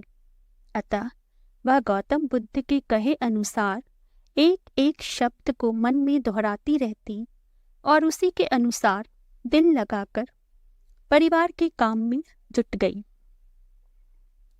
वह सुबह सुबह उठती, उनके लिए पानी भरकर रखती, भोजन पकाती, झाड़ू लगाती, घर की साफ सफाई करती, परंतु अब पहले की तरह उठते उठते परिवार के हर एक सदस्य के बारे में नकारात्मक भावों की गिनती नहीं गिनती, सबकी बुराइयों की माला नहीं जपती थी और ना ही मन में उनके किए गए व्यवहार की उल्टे सीधे तरीके से व्याख्या करती, बल्कि अब वह सिर्फ अच्छी बातें सोचने का प्रयास करती, सकारात्मक दिशा में खुद को केंद्रित करती रहती, अपने परिवार के बारे में सोचती कि यह मेरा परिवार है, हमें एक दूसरे के साथ प्रेम भाव से रहना है।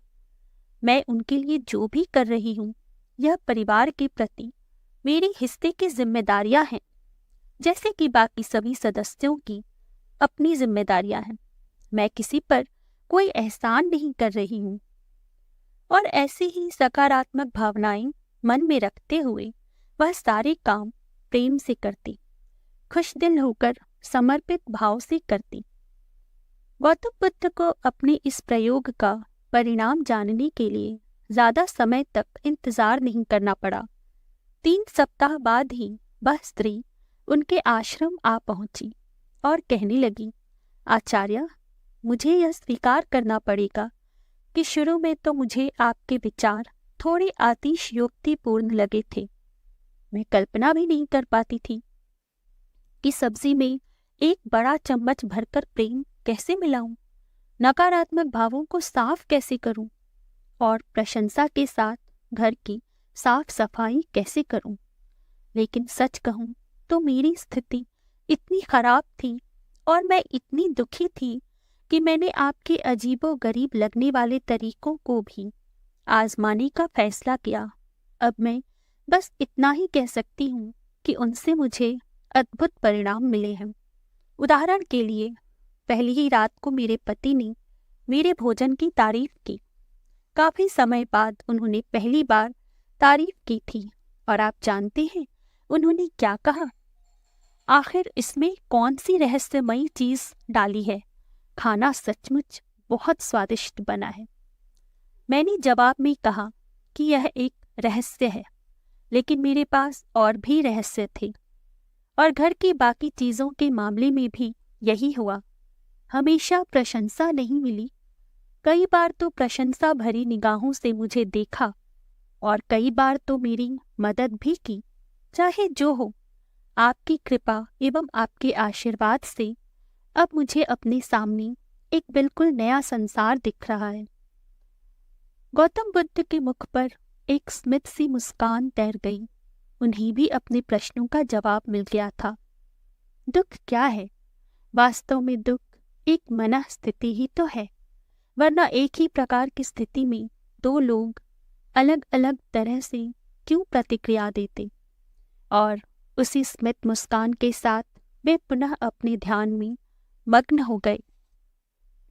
दोस्तों, इसी के साथ यह कहानी यहीं समाप्त हो जाती है। अगले दिन मैं फिर आऊंगी एक नई कहानी के साथ। तब तक के लिए नमस्कार। आपका दिन शुभ हो।